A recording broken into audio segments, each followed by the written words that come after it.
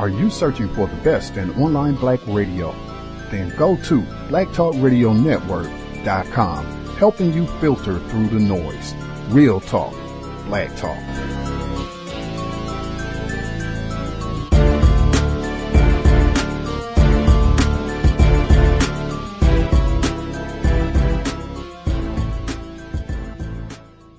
The internet is full of half-truths and all-out lies. We've all seen them, and many people on social media complaining about it. Here's your chance to show and prove.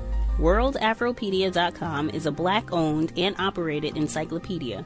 There are several thousand articles, but we need help. We can't uncover all the truth ourselves.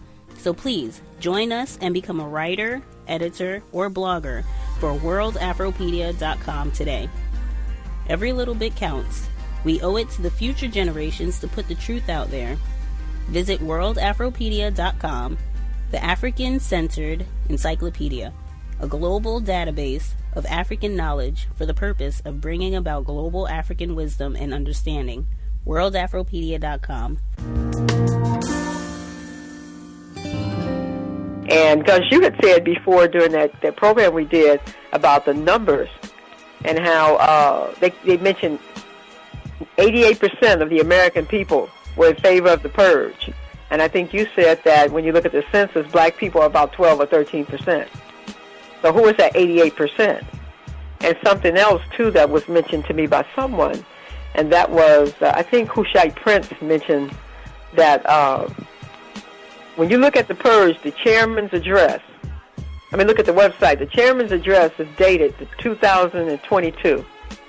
It says that 6 years ago when the Purge started, that would be 2016, the last year of the Obama administration. How that plays in, what the thinking is on that, I don't know. But I just thought it was interesting that they used those particular numbers and those particular dates.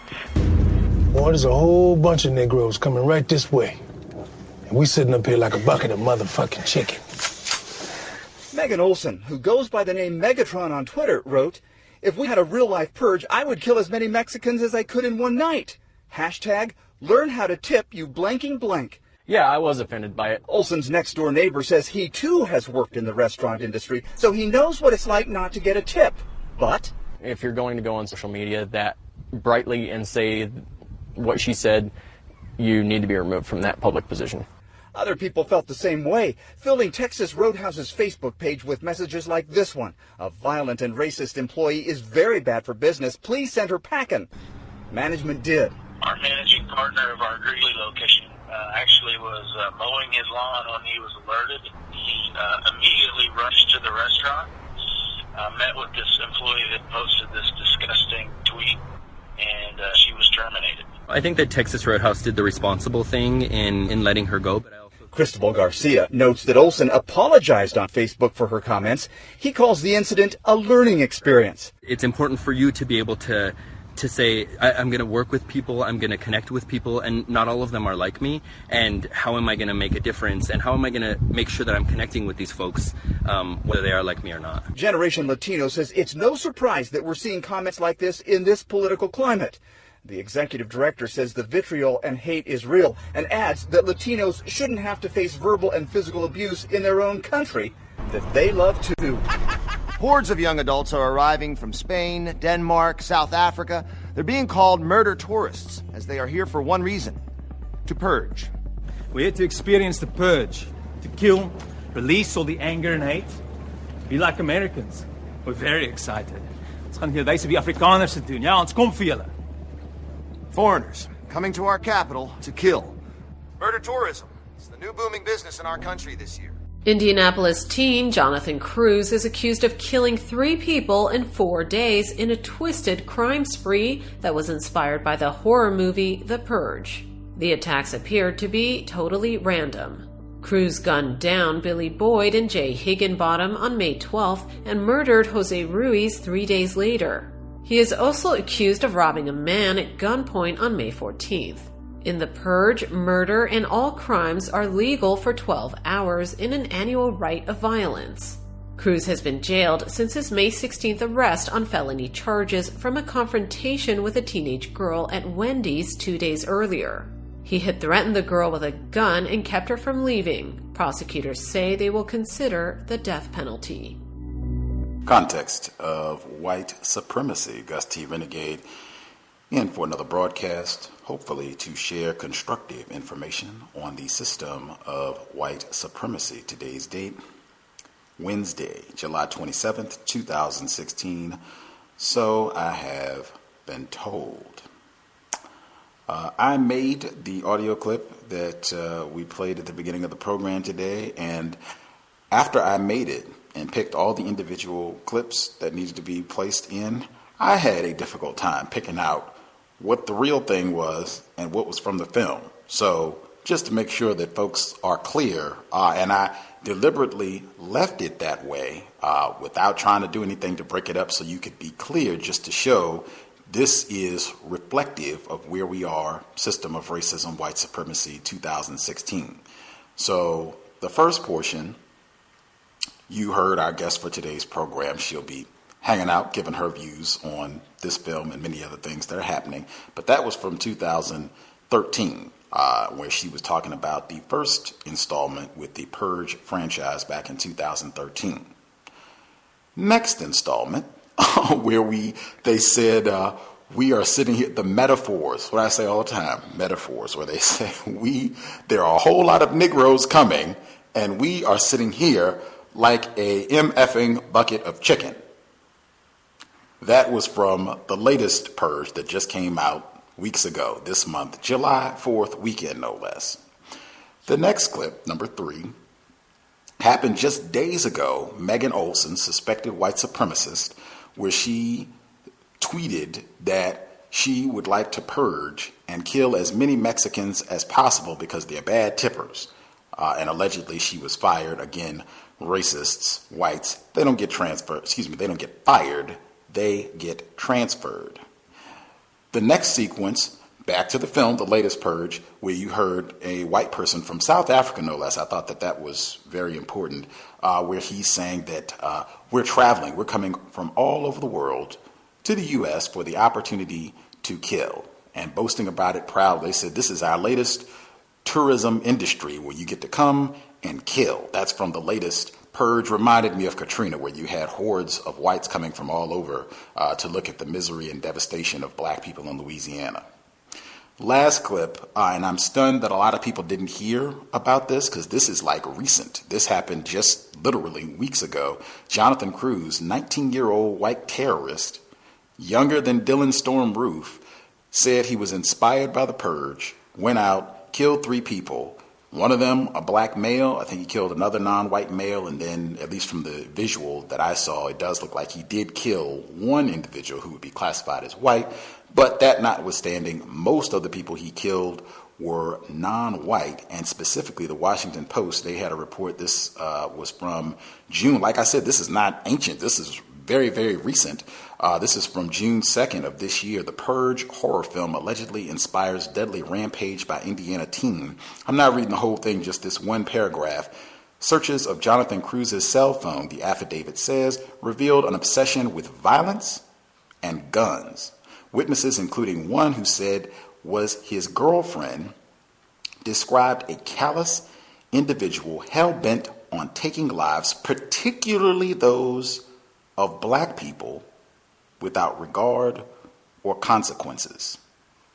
Just from this year, in fact, this is so current, it was just reported this week, literally, within the last 24 hours, Mr. Cruz is going to be facing the death penalty for these 3 murders, all surrounding the Purge film. This program is not about the Purge. This is just, kind of our entranceway to all of the things that we are going to talk about. Again, I think this franchise is very reflective of where we are, in which you're seeing all areas of people activity with regards to black people, worldwide system of racism, white supremacy. Our guest on today's program, she has written about this franchise at her blog, RacismIsNotAPrivilege.com, RacismIsNotAPrivilege.com.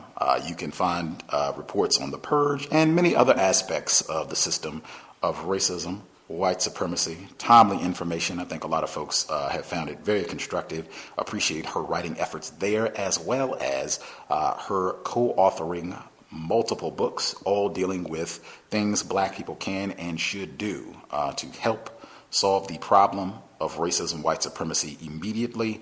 We've discussed them many times on the program. Trojan Horse, Death of a Dark Nation, Black Love is a Revolutionary Act, The Interracial Con Game, and The Beauty Con Game. They are all available at Amazon.com. Please write a review if you have read the book. I would say even if you have heard her on the program, because many people have heard her many, many times and always look forward to hearing her views.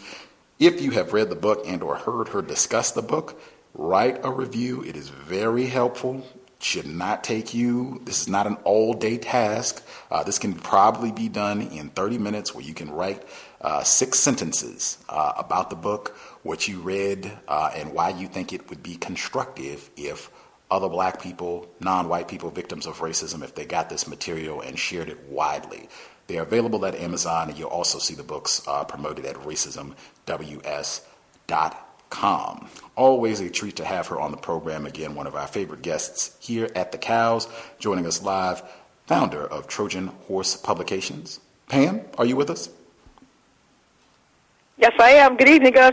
Evening, Pam. Glad you could share a bit of your Wednesday evening with us. We will step aside and allow you to give some of your views on what's been going down.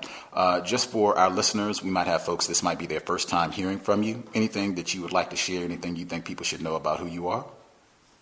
Well, I've been trying to, self-study of racism, white supremacy since 2008, maybe 2009, probably 2008. During the first Obama election, and I partook of the great information from Mr. Neely Fuller, Dr. Welsing.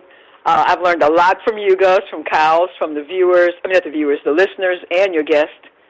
So I would say probably I feel fairly confident that I have some understanding of the system of white supremacy.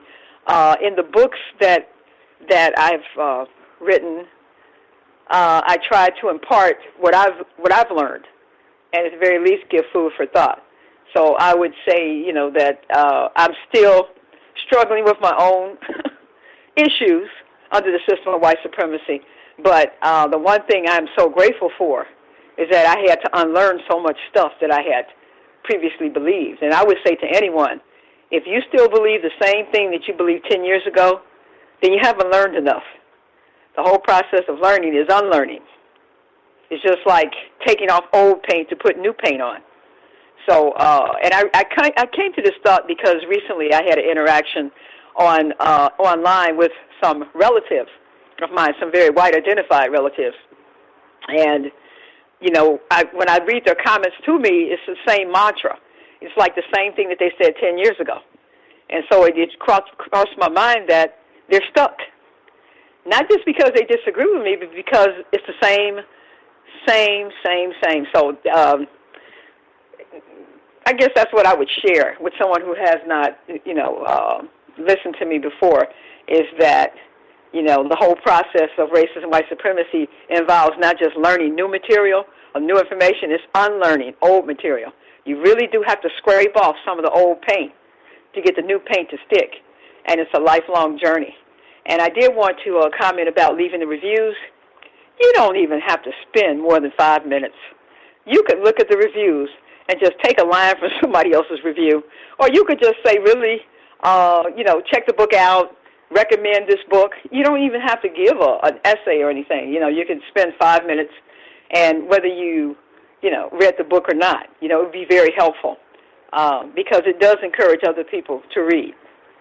I know it does encourage me when I look at a review of a movie or a book. It does a lot. It really does greatly influence me on whether or not I want to look at that movie or read that book. So that's all I would start off saying. Here, RacismWS.com. Visit the website. Write a review. Easy counter-racist task. I know a lot of folks encourage consistently, don't be spectators. We need more active participants. That's something that you can do. Very, very easy. Write a review. And you could do that for any black authors that you think have constructive information that would be helpful. Write a review. If you have a website or what have you, write a book review. I'm sure they would be super appreciative. Moving forward. Before I hit the purge, I encourage folks to check the news as frequently as you can. It's important to just get a better understanding of the world in which we live and just things that are happening locally, nationally, globally. Dr. Welsing encouraged that all the time as well. I'm looking at the Washington Post, which I read daily. So the most read stories, that's where I got the report about Jonathan Cruz, white terrorist facing the death penalty in Indiana. So the second most read story, police say he was resisting arrest. He says he was getting burned by 165-degree pavement. I think this is a non-white male, another incident of police terrorism gone wild. So that's the second most read story. The fifth most read story, Texas man filmed beating turtle to death with hammer, says it was self-defense. I don't have anything against turtles, reptiles, starfish, dogs, cats, any animals. I'm cool in the game with them. No cat, no turtle has ever called me nigger. Homage Muhammad Ali. However, this to me almost seems like just racist folly because I can see whites the same way that they went wild about Harambe, the gorilla that was shot in Pennsylvania not that long ago, and Cecil the lion from last year where they went wild and were raising money and, just, oh my God, I can't believe he went over there. Now I can see them going wild about this turtle. Black people are being bludgeoned, choked, tased, shot every day. And it's, well, you unruly niggers, if you would just pay attention and do right and pull your pants up and not feed your children fried chicken, everything would be fine and we wouldn't have these problems. The turtle, oh my God, they have killed it. Like, just that alone is enough to drive you insane under the system of white supremacy. But to me, this just looks like total racist folly. Did you have any comments you wanted to interject, Pam, or we move into the purge? I have the same sentiment. I love animals. I don't like to see animals harmed and mistreated. However, I don't think it's okay to harm people and make a big fuss about animals. And I noticed that is apparently the case with the white collective. For example, in New Orleans, I make this comparison all the time. Had it been dogs and, say it had been kittens and puppies stranded on the roof during the Hurricane Katrina, might America would have moved heaven and earth to get those kittens and puppies off of that roof. And they would have been in an uproar, storming down to Louisiana, storming across the Capitol about the idea of, say, 100 puppies left to die on the roof. But black people were dying on the roof and drowning in their attics, laying on the street, flooded streets of New Orleans, bloated bodies.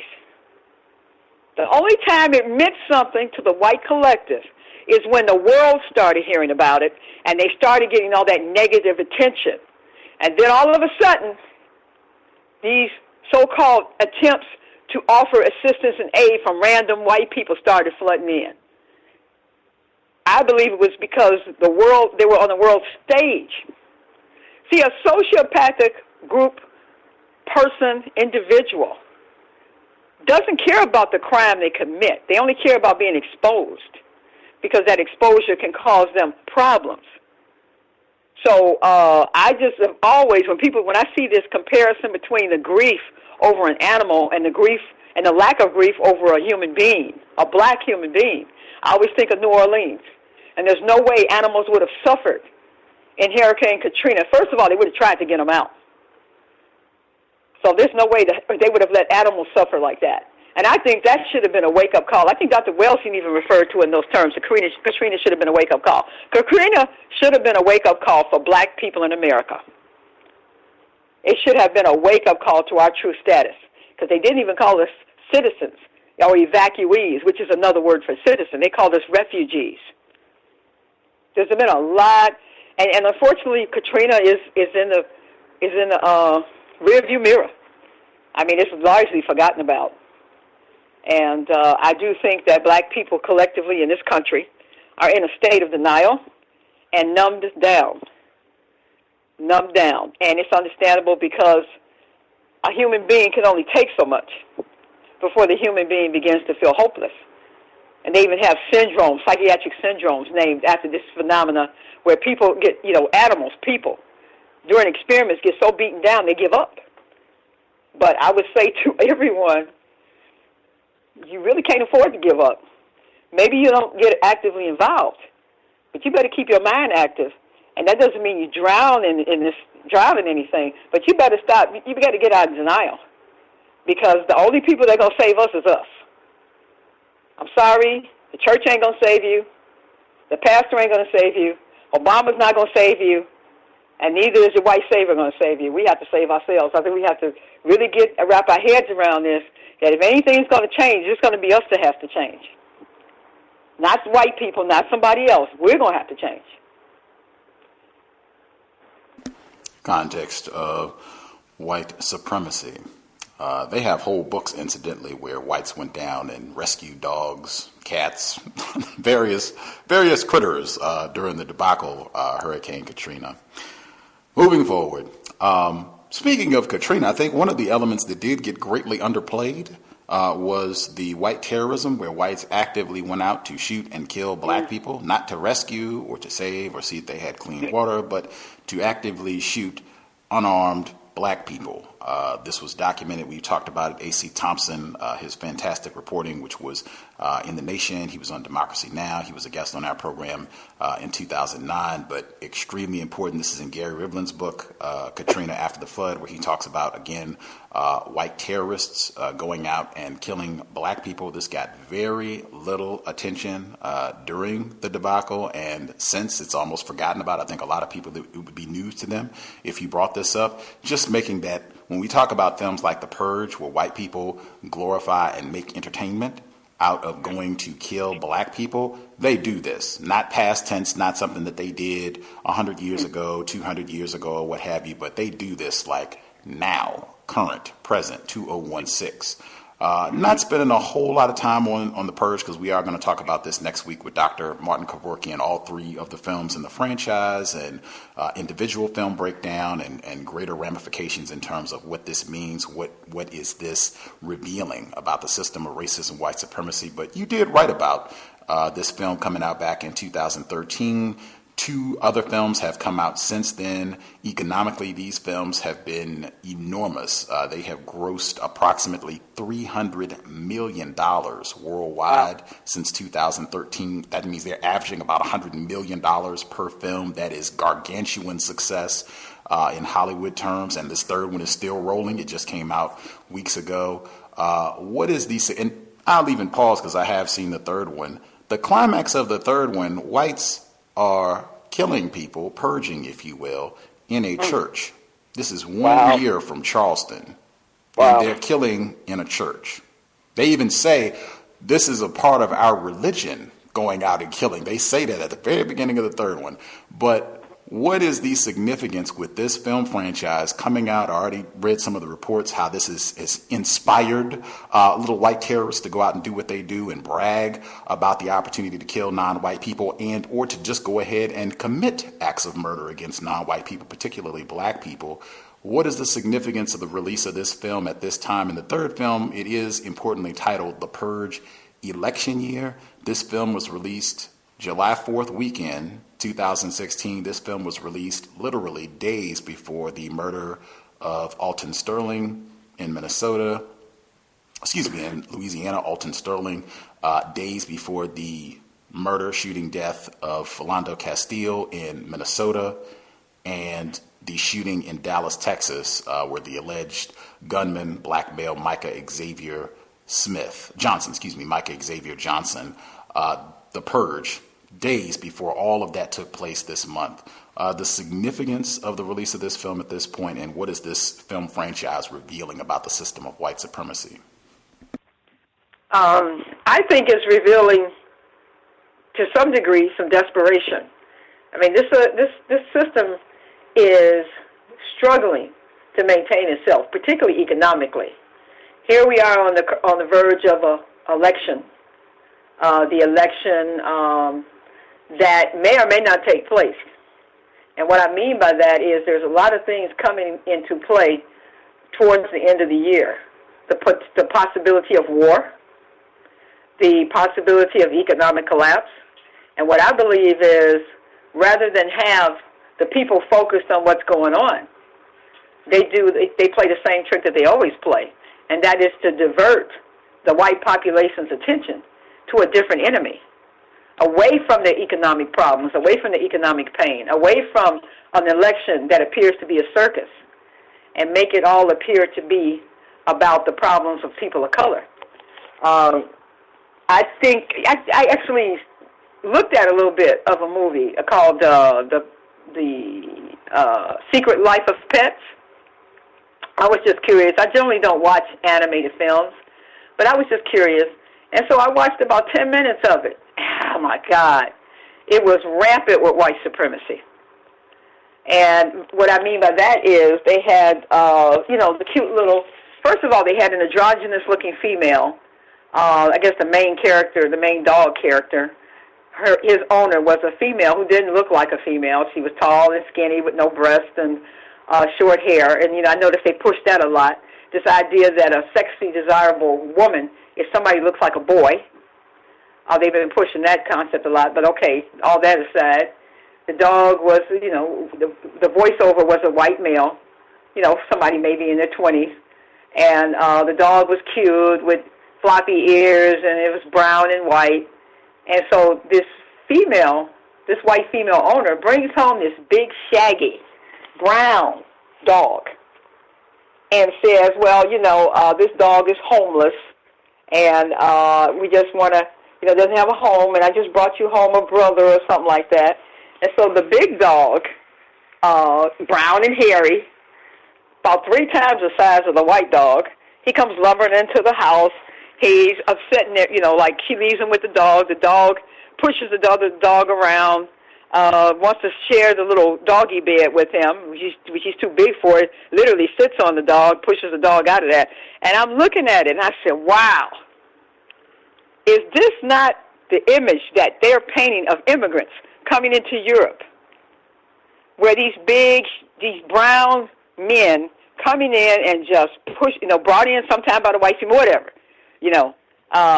coming in and just messing everything up and just stomping all over the rights of the other dogs, stomping on the rights of the white people. And I just said, wow, if you watch this, you can see that, of course, this is typical of most children's, and I wish parents would really pay attention. Don't let the television babysit your children. Look and see what they're looking at. Most of these kids' cartoons are rife with white supremacy. The nicer, smarter creatures, people, whatever, are usually light or white, and the ones that are mean and scary are dark. And so I didn't watch very much of it, and I was done with it because I'm like, I was curious.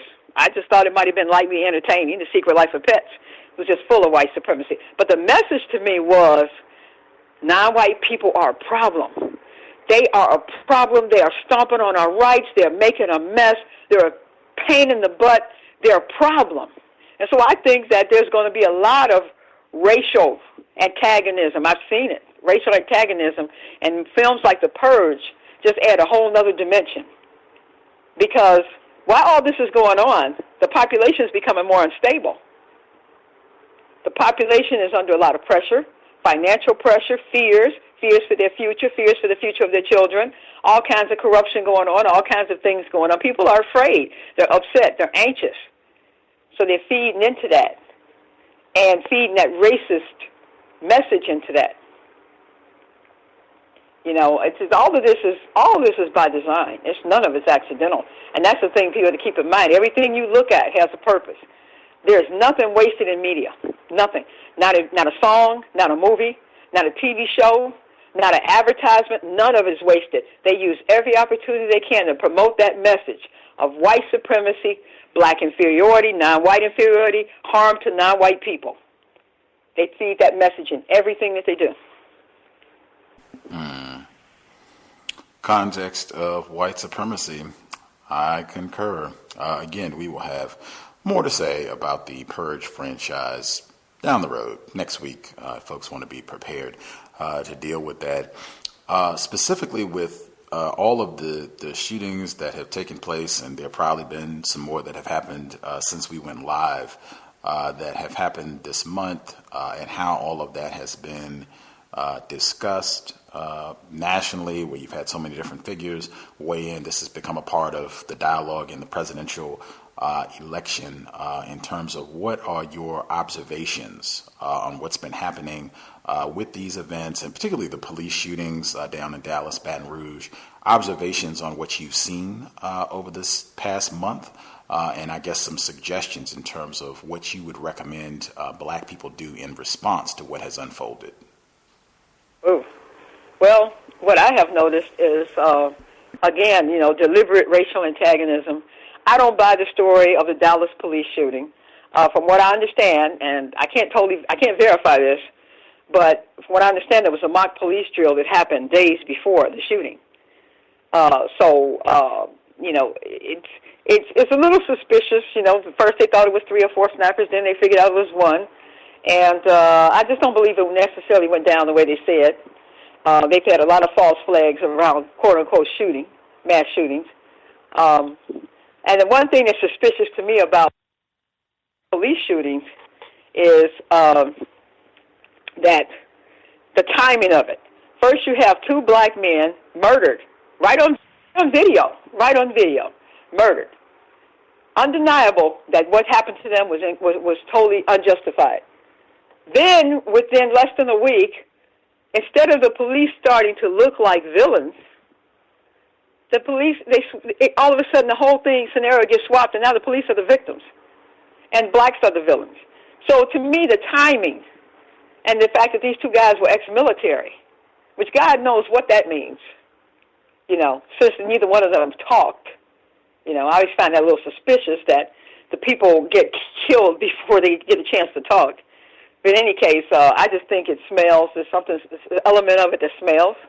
And I'm not saying when no one got killed. I'm just not buying the story that both of these incidents happened, and now they flipped the whole scenario around where black people are the villains and white people are the victims. So I'm not buying it. But in Chicago, for example, there's a lot of random shootings. And you mentioned these people coming from Australia, to have a little fun, killing people. I've been saying this for years. I truly believe that that more than half of the killings in Chicago, maybe about half, maybe gang-related or, whatever kind of stuff happens between people in the course of just living. But I believe about half of them, at least, are not gang-related, that they're not domestic violence, they're not this. I believe that there are forces within the Chicago, whether it's the police force, whether it's some secret organization, and I believe that they are going through Chicago, targeting people, expressways, walking, something like that. Some of it has to do, I believe, with pushing black people out of Chicago, out of certain areas. But I just believe it's just the business of white supremacy to create terror. And one aftermath of this terror is it turns black people against each other. Because black people buy into the hype the same way white people do. Oh, these young people, they can't. You don't know who's killing who. And I keep telling people that. You don't have a clue as who's killing. Why do you assume it's a gangbanger? Because the media said it? Oh, I know, the media doesn't lie about anything. My thing is, if most of this killing is being done by gang members are the easiest people in the world to catch. Easiest people in the world to catch. First of all, they do a lot of talking. Secondly, they don't generally travel alone. So right then and there, you've got the opportunity for somebody to know something, just by the fact that you've got multiple people who witness what is going on. And then you've got gang members who, for the most part, stay in and out of trouble. So we all know that when somebody gets in trouble, they cop a plea. Plus, the gangs are full of informants. And Chicago has a lot of cameras, allegedly, on these corners, but they never show you any video of any cameras. So I'm thinking, okay, if gang members are doing all this killing, how come very few of them are getting caught?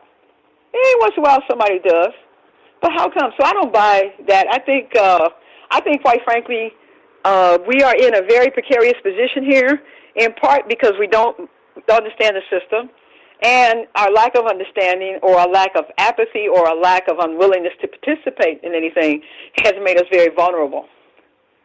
And what advice would I have? That's a tough one. The one thing I would say is become knowledgeable as much as you can. Get out of denial. Toughen up and look at the situation we are in for real. Be careful about the entertainment that you ingest, because this entertainment will confuse you unless you've got your thinking cap on. And then you can look and see what they're showing you. And I would also say stop wasting your money. Stop supporting the system of white supremacy in ways that harm you and your family.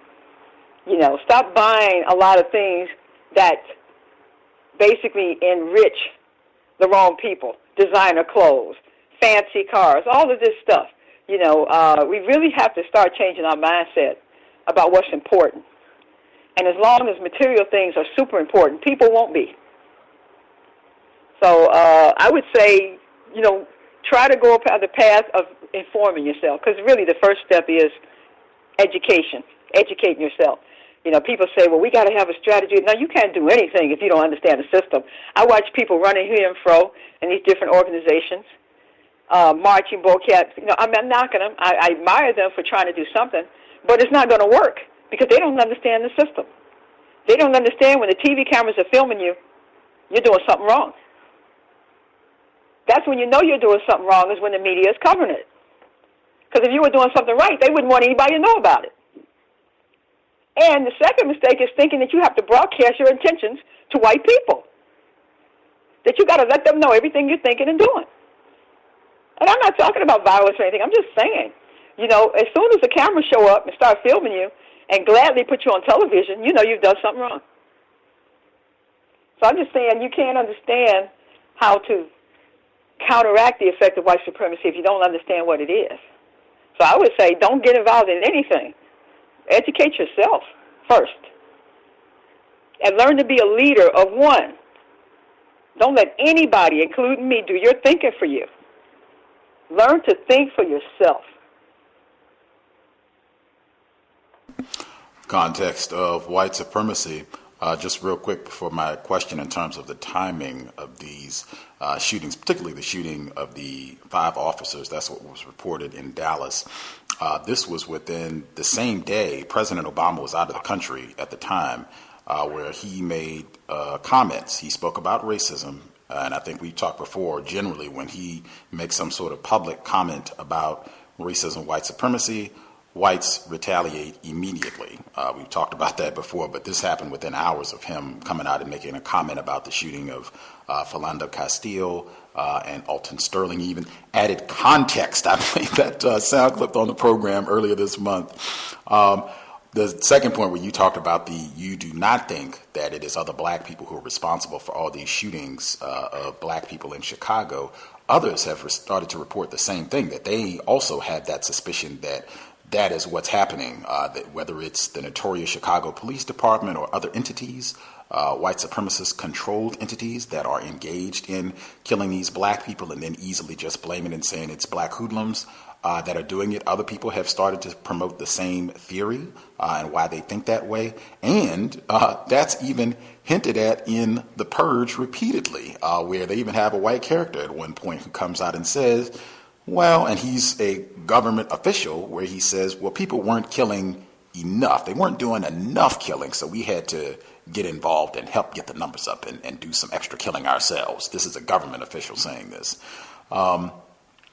With regards to the shootings with Micah Xavier Johnson, suspected shooter in Dallas, and then Gavin Long, suspected gunman in Baton Rouge, Louisiana, where you were saying that you were suspicious, they had military backgrounds. I also think that in an era where it seems that cell phone footage and cameras are ubiquitous, Dallas is a big city. There was a march at the time that this was going on. I have not really seen lots of good footage where you could see an image of who the shooter was in Dallas. I've seen several clips that were from a distance of a shooting taking place, but you couldn't really make out who the person was. The situation with Gavin Long, I have not seen any video footage of what happened in Baton Rouge, Louisiana, just kind of one grainy image where they said, oh yeah, this is the, out of control Negro maniac Gavin Long. But I mean, it was not, in an era of HD and digital everything, it was not the best what I've been accustomed to in terms of racist white supremacists image producing. there are a lot of black people who've said, hey, I think this is great. The police have been terrorizing black people for a long time and getting away with it. Sandra Bland, Tamir Rice, the Philando Castile just this month, Eric Garner, long legacy. Rekia Boyd in Chicago, long legacy of this happening. I'm happy about this. I celebrate this. What do you say to the folks who think that this is great, that this is black people standing up to racism? I would say that they don't understand this. First of all, I understand the feeling. Of course, anybody that gets greatly mistreated, whether it's an individual or a group of people, wants to see somebody pay for the crime. They want some kind of payback. However, I would definitely caution anyone listening to the sound of my voice, do not attempt to promote that idea yourself. Don't say it. Don't say it online. Don't say it, period. First of all, most people aren't going to do it, so I don't think there's any danger of that. But I did hear the story of one young lady, one young black female on Facebook, who had said she was going to do something. I don't remember exactly what. And I believe they arrested her. So I would say, don't get caught up in bravado. This is not a game. We are not. This is not. This is not about selling wolf tickets you can't cash, that you can't back up. I would say I understand your feeling, but like Dr. Wellesley and Mr. Fuller always say, which I struggle with, that is you have to think logically and not emotionally. They want us to be emotional. Why do you think they keep showing us the video? Why do you think they kept televising the things that they're doing to us? Because they want us to be in an emotional state, because when you're emotional like that, you're not logical, you're not reasonable, you're not rational, and you're not going to have a strategy that works. So we have to resist the impulse to overreact. First of all, we do not want anyone, black people, to go around shooting anybody. We are not in a position for that to be a strategy, and we need to be real about that. So I would say, while I understand the emotion, it's a human emotion, of course. If people are mistreating you, you want somebody to stop them. If people are mistreating you and getting away with it, you want them to pay for it. Absolutely. But it's not a strategy that works. So I would just say, whatever you do, don't make your feelings public. Don't get online, don't get on the internet, don't send tweets, don't send emails, don't send phone messages or texts or anything talking about how that was a good thing and I want to do it too. Just be careful, because they don't think anything about coming after you and ruining your life. In short order, I might add, ruining black lives in short order. Mm-hmm. What are your thoughts on, I guess, or even before I get to that, because it did happen today, speaking of police terrorism, they announced that they were dismissing all the charges against the officers with the death of Freddie Gray in Baltimore. A lot of folks were upset with Marilyn Mosby and saying, this is a black prosecutor and she failed. No convictions. No one will be punished for the death of Mr. Gray in Baltimore. What are your thoughts on the dismissal and people being frustrated or upset with Marilyn Mosby? Again, if they understand the system of white supremacy, they know that she was never in charge to begin with. We got to let go of this notion that black people with positions of power and titles actually have any real power behind those titles. They don't. They don't. Basically, they're there to take either the fall, the blame, or to mask what is really happening, and that's racism, white supremacy. Anytime you see a black person with a title, particularly a very public title, connected to politics or to law enforcement, you need to take that as a warning sign that black people are going to be harmed, because those people are going to be used to mask what is going on. Those people have no real power, and I'm talking about from Obama on down. I know folks want to believe otherwise, but let me just ask you this question. If a person or group of people is powerful enough to nominate, to finance, to vet a candidate, how in the world does that candidate suddenly become more powerful than the people that finance them? And this applies to Hillary as well, and Clinton and any other people. Does it make sense to you that I'm the one with the power to pick you, but once I've picked you, you're going to tell me what to do? So, you know, if you follow the logic, it doesn't make sense that a law enforcement agency that has a history of abusing black people is going to put a black person in charge who wants to change that or who is capable of changing that. It doesn't make any sense. It's like the mob deciding that they're going to bring a black person in to be the mob boss because the black person wants to destroy the mob. So, you know, I think it's very typical of us to blame another black person. But of course, she may have come into the office with good intentions. She may have been naive, as most of us are, thinking that her title meant something. Well, I think she found out it didn't mean anything. And if she didn't play ball or whatever else happened, she's going to have a problem. So I would say it's wasted energy to blame her because she was never in charge to begin with.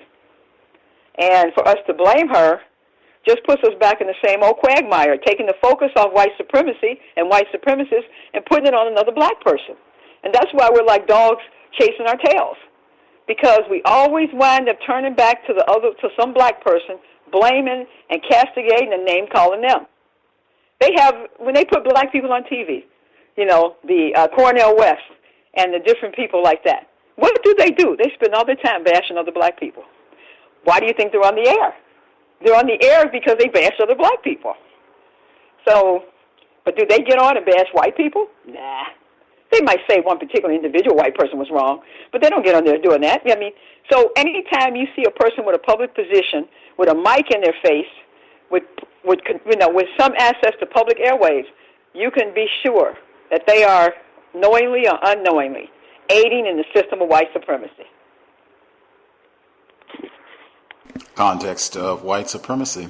Just saw Dr. Cornel West last week. He was at the he was talking about the conventions going on for the presidential election and giving his reason why he was voting for Jill Stein, Dr. Jill Stein, and not going to support Hillary Clinton or Donald Trump. The Democratic National Convention is going on right now, and I believe, speaking of black people with the title, President Obama is speaking this evening. Might even be on stage as we are broadcasting live. I think it's a little bit early. I don't think he's there yet, but he will be speaking tonight up in Philadelphia. What are your thoughts on how all of this has proceeded to this point with the presidential election? And are you going to be voting? Jill Stein, Hillary Clinton, Donald Trump? You know, the first thing that comes to my mind is, if they're going to be on television, we got to end the show quick. I mean, we just got to get up the air. You know, I can't miss one of these riveting speeches. But anyway, first of all, good for, you know, I didn't know that Cornel West wasn't going along with the party line. So that's good. Maybe I don't know who Jill Stein is. I'm sad to say, I have no idea who that is. Green Party candidate. Green Party, okay, because I voted for the Green Party the last two elections. You know, and the only reason I was there to begin with was I was voting. I think they had some local referendum somewhere. But I did vote for the Green Party twice. I think once was the young lady, the black congresswoman. Cynthia McKinney. Right. I think she was the first one. And then the second one, I didn't know who it was, but I didn't really care. I just wasn't going to vote for the major party. Am I going to vote? I really have no intention of doing so. I don't even think I'm going to go for the Green Party. I think well, definitely not voting for the major parties. I don't even see the point to that. I know people say things to me in the email and say, well, you know, sometimes the lesser of two evils. Well, just the fact that you say the lesser of two evils says you're voting for what you believe is an evil. And I understand the rationale, but me, given my opinion about the political process at this point, I don't think it makes a difference. And I tell people, don't let them Pavlov dog you into running away from Donald Trump. Donald Trump is not going to run anything. Don't let them chase you toward Hillary. Think for yourself, because there's a lot of manipulation going on. You know, there's a reason Donald Trump gets so much publicity. If they were really afraid of Donald Trump, if he was really an outsider trying to upset the apple cart, they would cut his mic. Think about how popular Donald Trump would be if hardly nobody knew he was really running. So why are they aiding and abetting his exposure if he's a real problem? It doesn't make sense to me. And people say, well, that's because the networks make money. The white supremacists print money. They don't care about money like you and I do.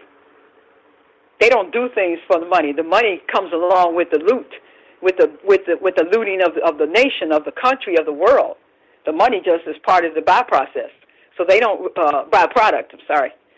So I really have no intention of voting. I think what I might do is polish my toenails on the night of the election, but I don't think I'm going to vote because I just think it's a fraudulent process.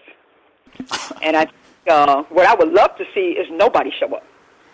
That's what I would love to see.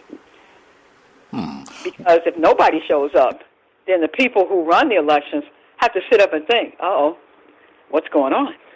Why isn't anybody falling for this con game? That's when you make them stop and think. When you don't put, act like a programmed animal, run into the polls. So, what about you? Are you going to vote? I'm undecided.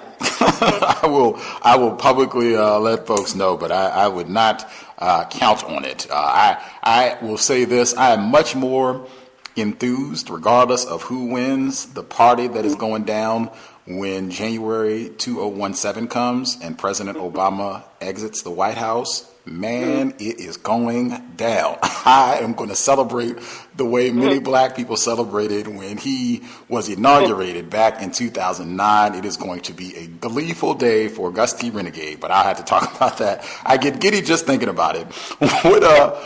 What is your comment? What's your response, rather, to people who say that is the most irresponsible thing I've ever heard a black person say, that they're not going to vote, they're not going to participate, that is shiftless Negroes like you that will make it possible for Donald Trump to get in office, that you got to go vote, that you got to participate, that you cannot just be that irresponsible and not go participate. Plus, there are other local ballot initiatives and things that are also going to be on the ballot come November. It's not just the presidential election. So it's totally irresponsible to make a claim like that and say that you're serious about trying to solve some of these problems black people are facing. Have you been talking to my distractors? I'm just like them. I mean, I've got emails and I've gotten, the only reason I could see how do I feel about that? First of all, if there's some local initiatives, which is what brought me to the polls 4 years ago, just to vote for that. But I didn't vote for either major party candidate then and that. You can always go and vote for the issues that you find important. There's no law that says you have to vote for things that you don't, on the ballot that you don't have no dog in the race, that you don't believe in. You don't have to vote for everything on the ballot. If you want to vote for local initiatives, go and do that. And write yourself in as a candidate if a blank is there. You don't have to vote for either candidate. But for those people that say, what I get a lot of is, and I used to say this, so I really can't be too disparaging, but our ancestors died for the right to vote. Well, I got a response to that.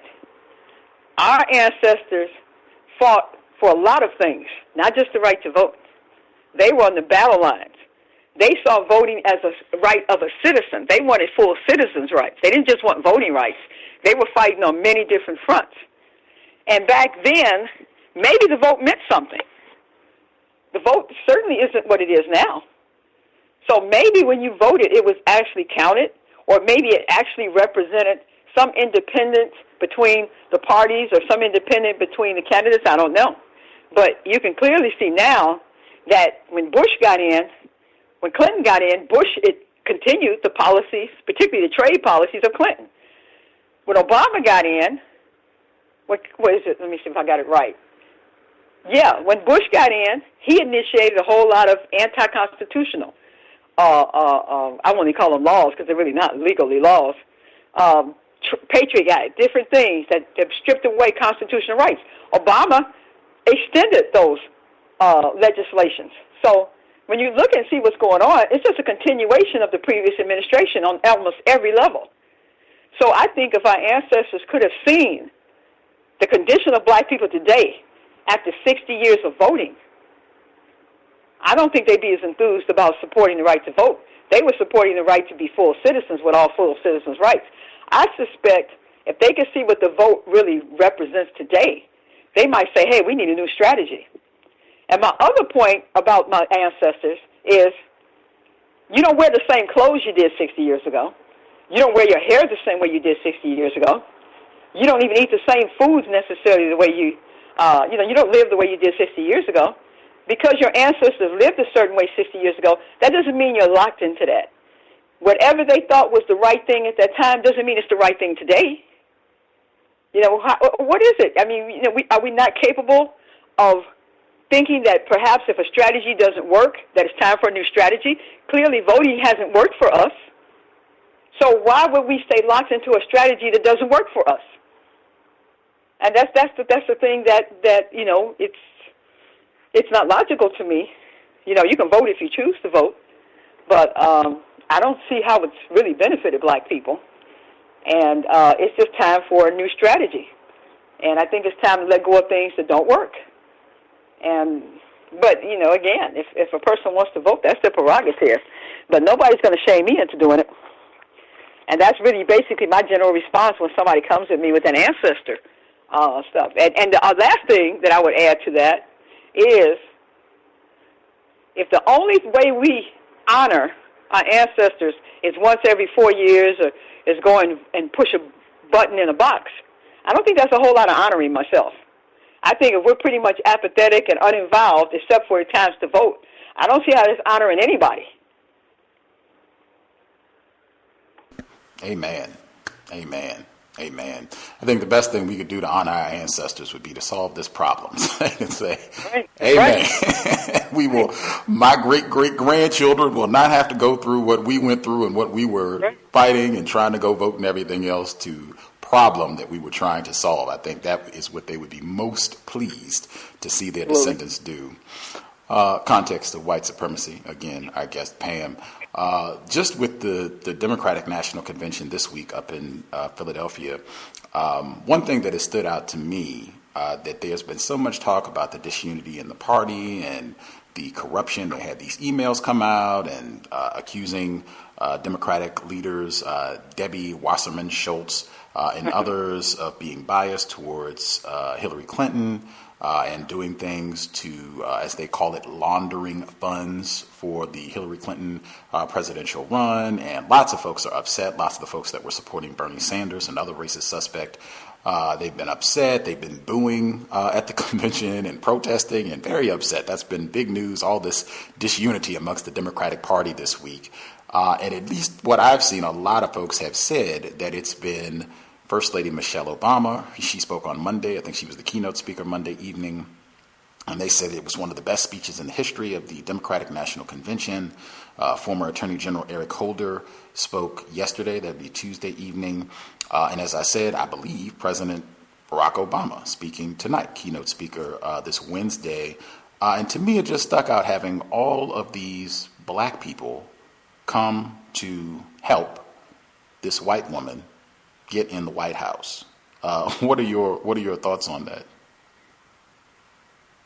I think that black people are always being used to promote the agenda of white supremacy. I think that it creates more of a illusion that we actually have some responsibility for what's going on. You know, the black faces everywhere, talking, getting appointments, this and that, standing behind white people as they talk about whatever political decision is going down. I think black people, without even understanding it, without even being apparent, are being scapegoated. I think we're always being put out there, almost like on the front lines. And I think it's very symbolic to have black people constantly assisting white people. I think it creates the psychology within the black mind that that's what black people are supposed to do, assist and rescue and save the day. It's even in the movies. We were talking about that earlier, how a lot of movies, like The Purge or whatever, they constantly show black people rescuing white people. Even Halle Berry was in a movie where she played some 911 operator, and she put on her man suit. She put on her man suit to go rescue that white woman.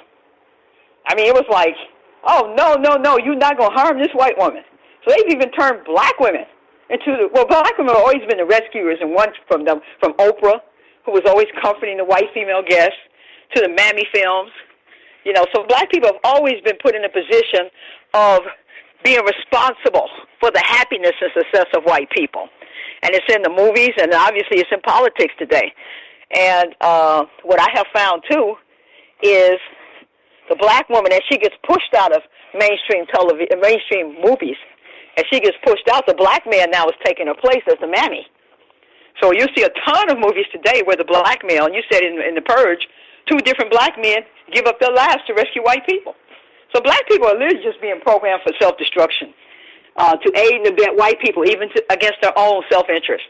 So I think that's just more of it.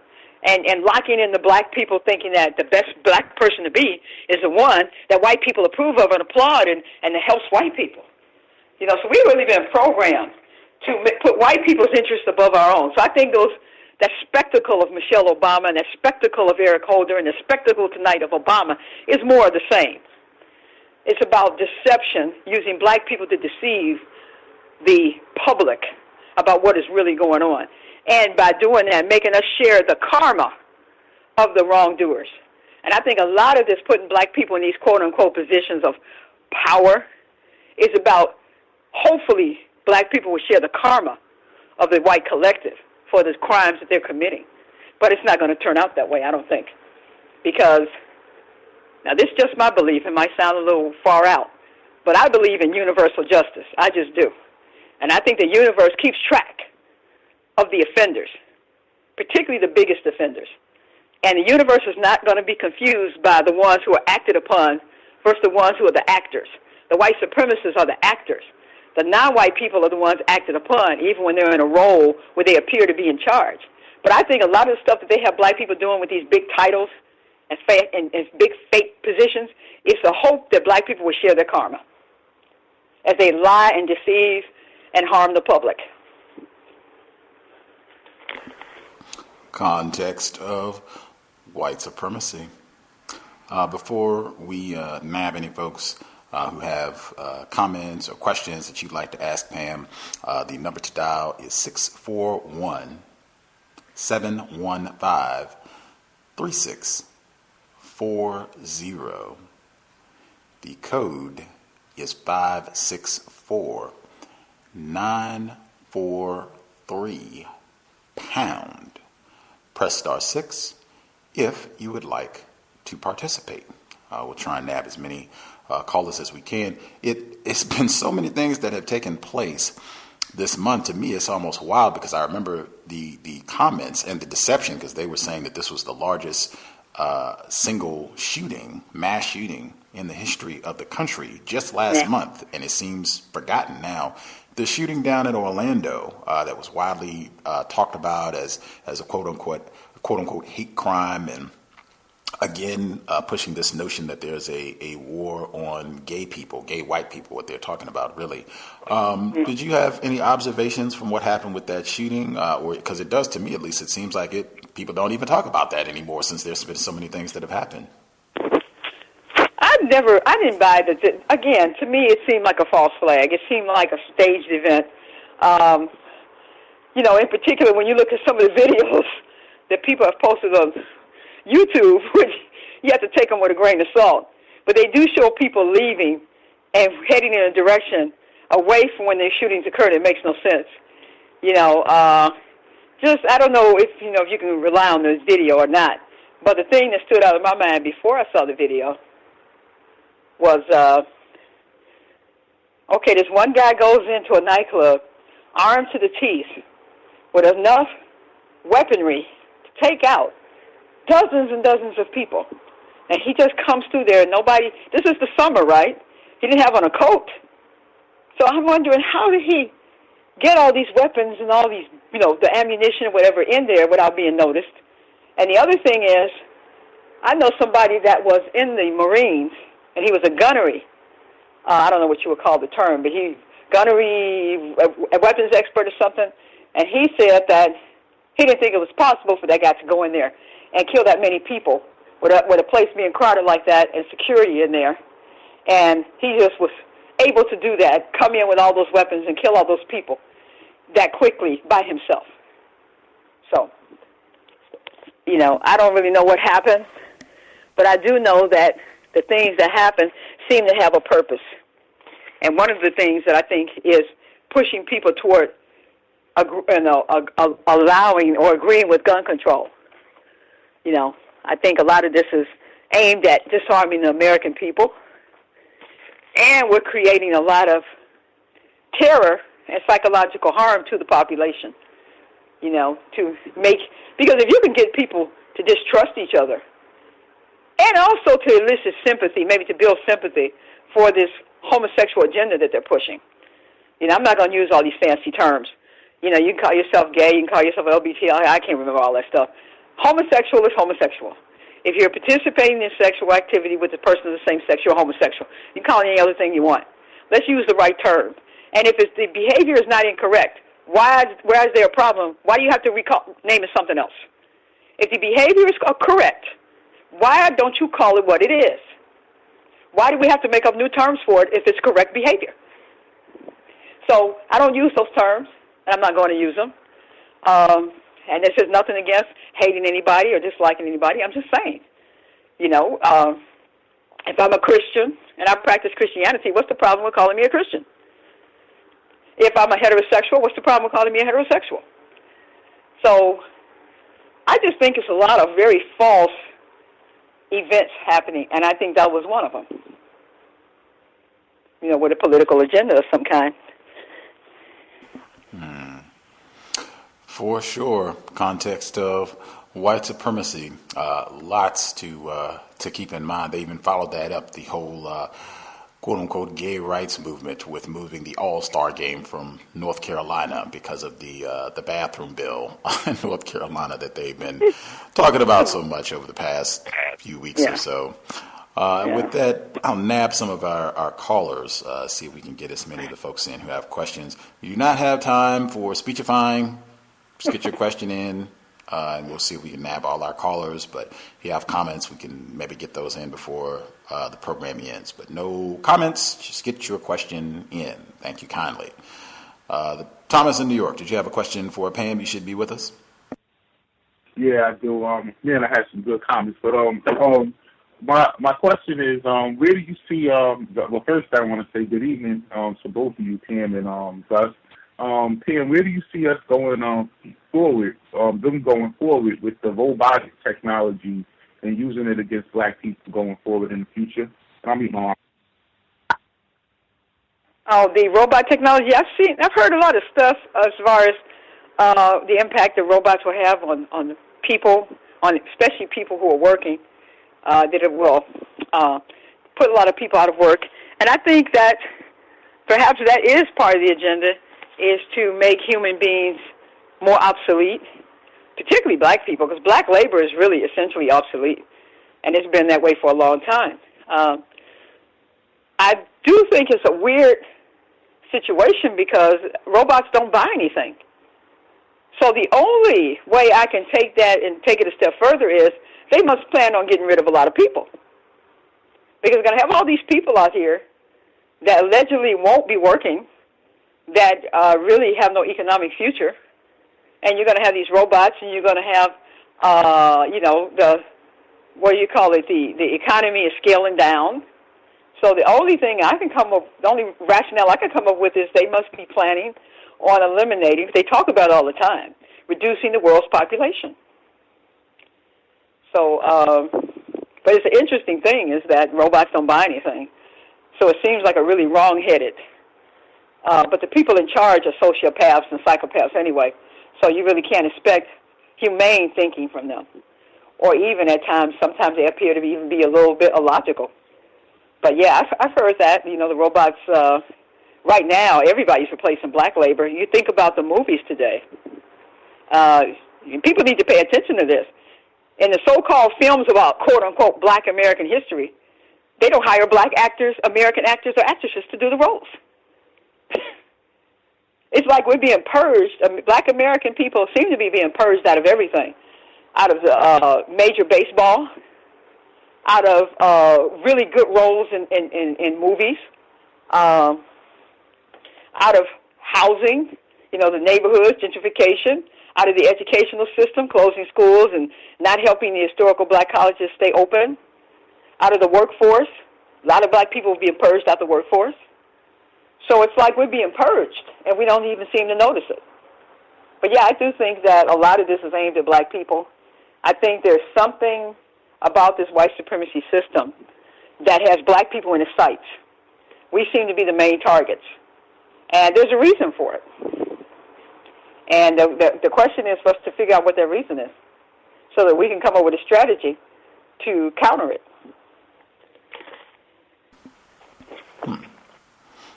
Appreciate that, Thomas in New York. The caller at 0592. Did you have a question for Pam?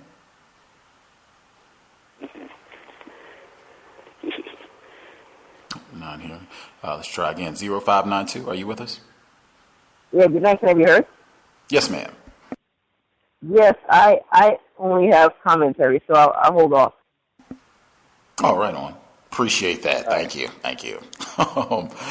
The caller in Florida, retired firefighter in Florida. Did you have a question for Pam?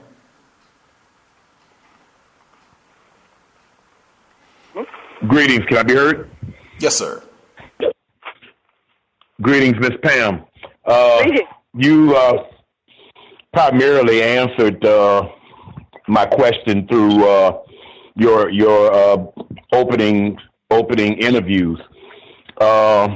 It was about the usefulness of quote unquote professional voting, and you primarily, without even knowing what my understanding is, kind of like said the same thing that I would have said to it. What do you think about this from the standpoint of all of the many different problems that non-white black people have? I mean, you can go through all 9 areas of activity, and you can state longer than this show would last of our problems in each of those people activities. Why do we think that those problems can be solved through the system of white supremacy's version of the voting process? What's your take on that? Hi. I think it's due to the programming. We've been programmed. I mean, we've been programmed for a very long time. I guess it's when you're trapped in a system, and black people are basically captives in a system. And so the captives, a lot of times, don't see a way out of the system, so they try to survive within the system. And what we've been taught from the time we were little is that one way to survive in the system is to participate in the political process by being voters. And given that most people do a lot of critical thinking, they don't really question what they've been taught, whether it be the church or whether it be politics. And so I think a lot of it's just programming, bad programming. And I think one generation after another reinforces that. You know, people imitate what their parents did. They imitate.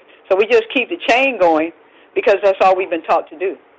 But I'm hoping that some people will begin to think for themselves and say, well, listen, if this is a 60-year-old strategy for black people and we've literally got nothing out of it, then maybe it doesn't make sense to rely on it. Well, last but not least, Dr. Johnson, I heard Dr. Johnson say something that I thought was profound. He says that the white supremacists do a good job of perking up this effort that they would like for us to participate in now all of a sudden, voting, because of the idea without that being something to look forward to, non-white people would look for means that goes outside of their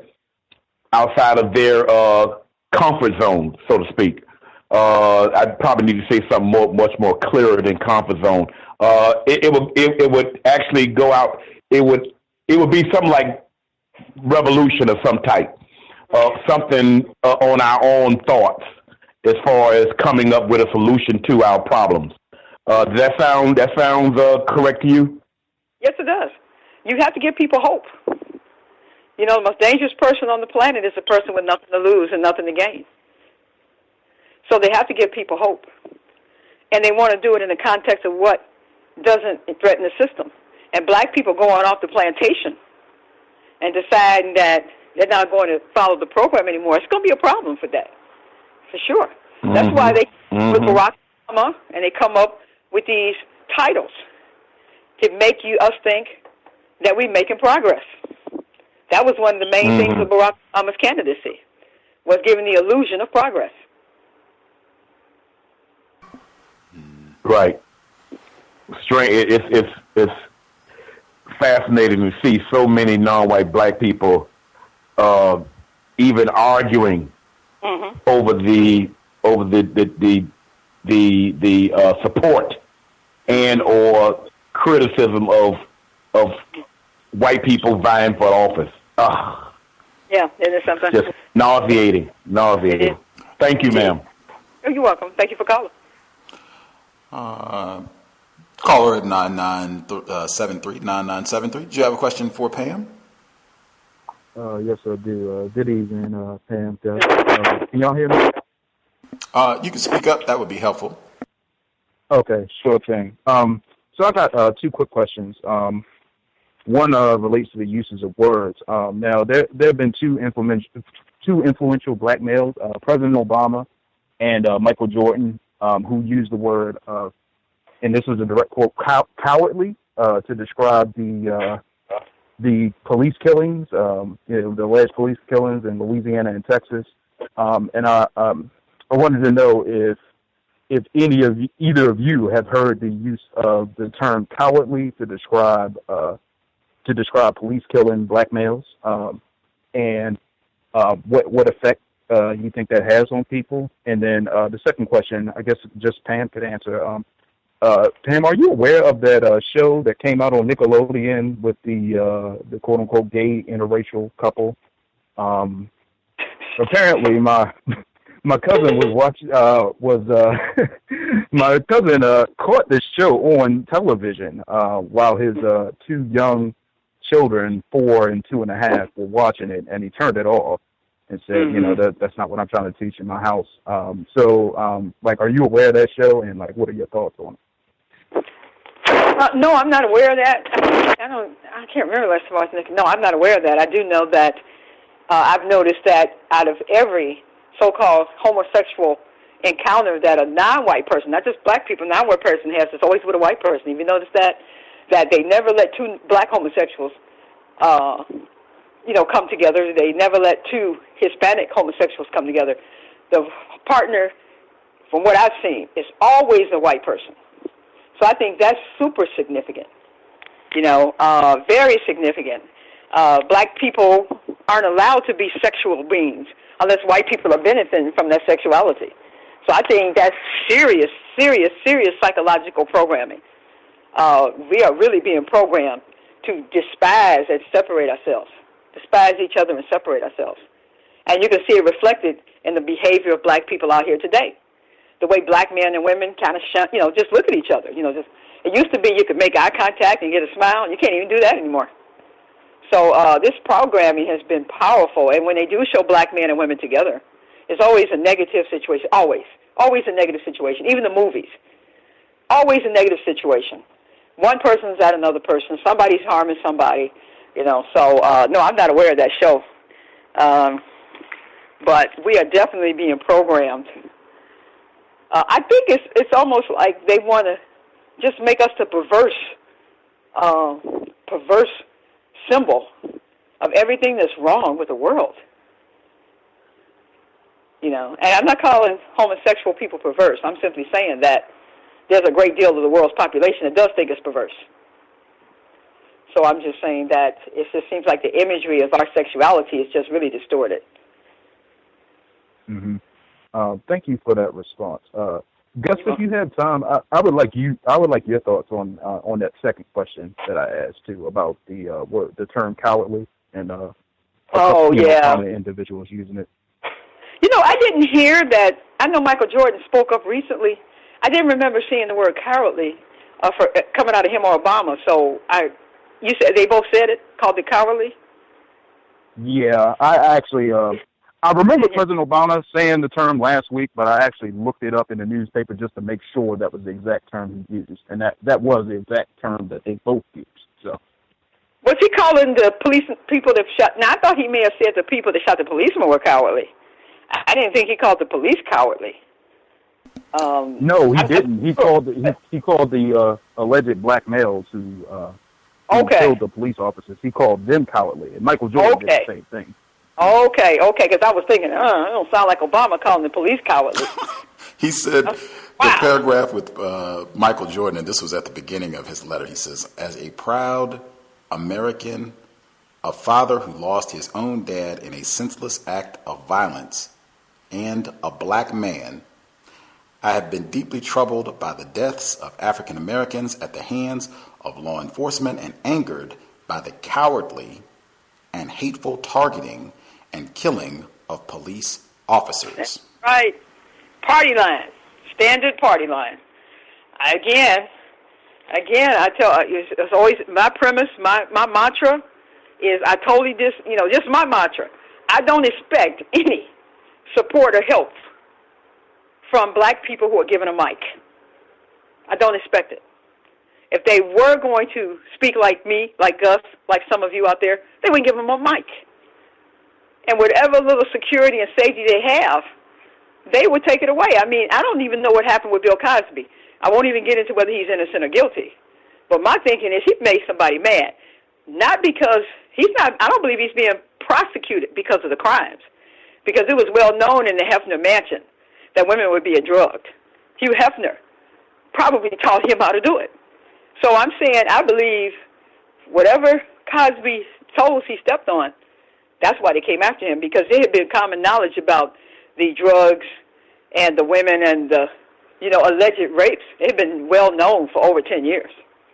So what I'm saying is when these black figureheads come forth and make a statement, they better say the right thing. Now, they can say something that sounds halfway politically correct, like they're supporting black people. But believe you me, they're not going to step on any white toes. And that's why I dismiss them. Now, I know I'm not telling anybody else to do it. I don't expect any aid and comfort from black people who get a mic. No aid and comfort. And I've never been disappointed.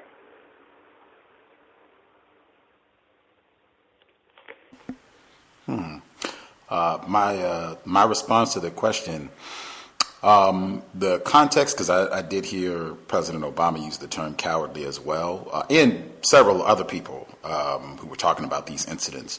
The context that they generally try to portray that these officers were shot from behind, or that I've heard the word ambush used in all of this, that, a real man wouldn't have, done this. A real soldier wouldn't have done this. I find it interesting, or I guess even before I continue, I should have prefaced all this. Both of these individuals, Michael Jordan, President Obama, they're both victims of racism, so they certainly had VGQ. They said what they said. Just the use of the word coward, I do find it interesting because it's so widespread that this could not possibly be the act of someone who had a legitimate, valid response to being terrorized, and so they decided that violence was not going to be unilaterally practiced against black people, that this immediately has to be dismissed as a coward, a maniac. I think they did the same type of thing with Ismail Brinsley. Anytime there's any sort of counterviolence on the part of black people against the perceived problem of racism, white supremacy, it is delegitimized in some way, shape, or form. Also, just the word coward is interesting because so many of these officers, part of their justification for killing black people is that they were afraid.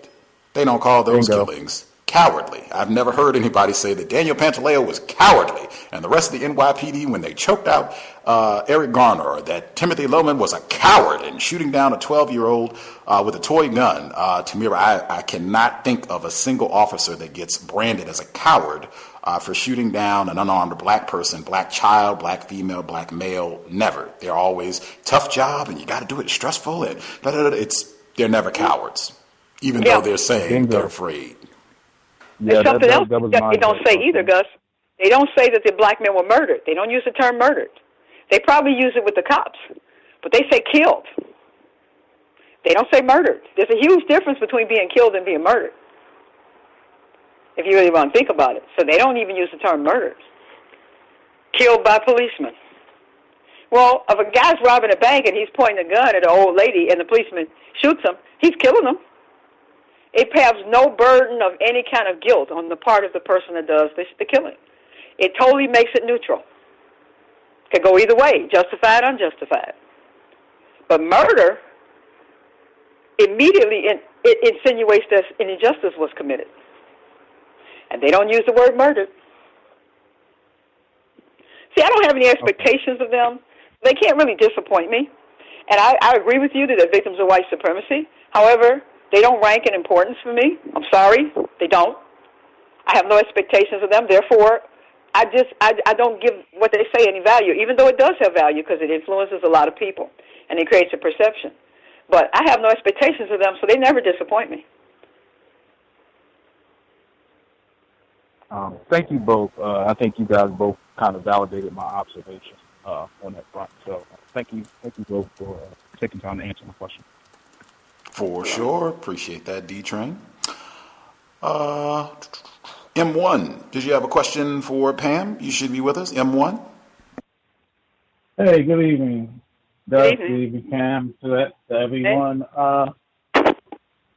Speaking of programming and con games, another movie on the Lovings is coming out. You know, Richard Mills is Loving. And of all the actresses to play Mildred Loving, they get one named Ruth Negga, Negga. But my real question, Pam, is in this war on cops era, how do people in your area, media, the general public, how do they report and talk about when a cop is killed by a black person and when a cop is killed by a white person? Okay, when a cop is killed by a black person and a cop is killed by a white person, I don't think there's any conversation. How is it reported, and how is it spoken of in the general public, where you are? I'm trying to think of the last time a white person killed a cop. I think it's, generally speaking, it's not a lot of heat around it. It doesn't seem to be, stoked up a whole lot. It's kind of like, okay, in the commission of a crime, these guys may have killed a cop. It doesn't happen often. Actually, the number of cops that are being killed in the line of duty has actually gone way down. From what I understand, most cops die from accidents, like car accidents and stuff like that. So I don't even think there's a whole lot of cops being killed by citizens. But I think when a black person kills a cop, it's certainly going to be hyped up more because it's a war. White people don't consider themselves at war with each other. They consider themselves at war with us. So when if we kill the cop, that's taking out a soldier, a race soldier. So yeah, it's going to be hyped up and seen differently. And it's going to be the slaves rebelling on the plantation. And somebody's got to squash that rebellion. I think that, personally, the white collective sees the police as the first line of defense against the black hordes.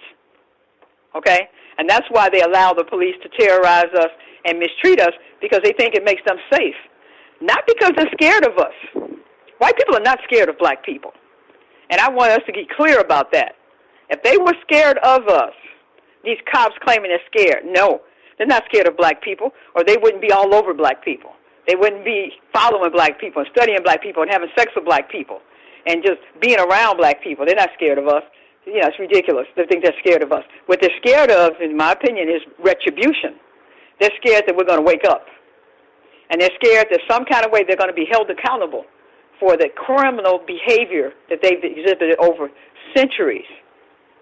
So when you've got somebody that should get retribution against you, you got to hold that person down and keep that person terrorized and keep that person suppressed and paralyzed. You don't ever want them to rise up or become healthy mentally or become sane psychologically. So a black person acting out against the police is seen as a rebellious act against the whole system, against all white people, and against white privilege and white power. And that's why white people would sit on a jury and acquit a policeman who obviously murdered someone, because they see that policeman as the defense against them paying for their crimes. And a policeman guaranteeing and protecting their white privileges and the system of white supremacy that guarantees those privileges. But they don't want to worry about the police keeping us in line because they're scared of us. Not scared of us. We should be scared of them. Oh, yeah, I totally agree. The reason I asked that question is I discussed this with God. Last week, when everybody was talking about the gospel. Did you have another question? I'm just trying to make sure we get all our questions in. Okay. Yeah. Did you notice how when the Michigan courthouse shooting was reported, it was a dark day in law enforcement tragedy? The moment the killer was revealed to be a white man, story dropped. And even though this white man was a criminal with a 22-year history who raped and drugged and kidnapped a 17-year-old girl. Yeah, I don't, that sounds familiar, but, I don't expect them. I mean, the system, at this point, they've really got to push their agenda. They got a limited amount of time to really shore this system up and to turn it in the direction they want to turn the ship in. And I think that anything that goes against what they need to happen is probably going to be suppressed. So I'm not surprised, there's probably white people kill more cops than black people do. I'm pretty sure of that. Because I think it's rare for black people to kill. Yeah, but as you can see, one or two black people killing a policeman becomes a national emergency. So, same thing with white men, I mean, they're more than likely to be the perpetrators of mass killings, but nobody racially profiles them. Nobody says, "Oh, here come a white man walking in there with a one of those flak jackets on. We better watch out." No. So I'm just saying, this is a system of white supremacy. Black people we have to understand we're automatically perceived as enemies of the system, because the system, when people know they're mistreating you, they're never going to trust you. Just like if you had somebody at work and they were constantly doing stuff to you, you think they're going to turn their back on you? They know that they've been dogging you out and doing things behind your back and trying to sabotage you. You think that person's going to trust you? The one that knows that they're mistreating you? They know they can't trust you. One day you might decide to do something to them. One day you might figure out what's going on and decide to get retribution. So a person who's mistreating you is never going to trust you, and that's what we don't understand about being here. We can jump through hoops. We can flip-flop. We can do somersaults in the air. We can be good Negroes. We can be good black people. We can get education. We can dress right. We can talk right. We can marry white. We can do everything humanly possible, which is what we've been doing. Appease, please, beg, cajole, and we still can't figure out why they don't accept us. They can't afford to. They know they can't trust us. And that's why a black person rebelling against the system is seen as such a threat. What if it's contagious? What if it wakes up the sleeping people? I'm just saying, if you know you're mistreating people, you better not trust them. You'd be a fool to trust them.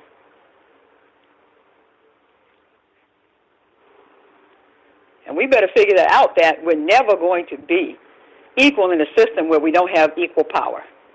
Forget it. The question is, what do we do about it? But we got to stop pretending that clothes and education and cars and white spouses and biracial children and all this stuff that we do, we got to stop pretending that that's going to make a difference. It's really not.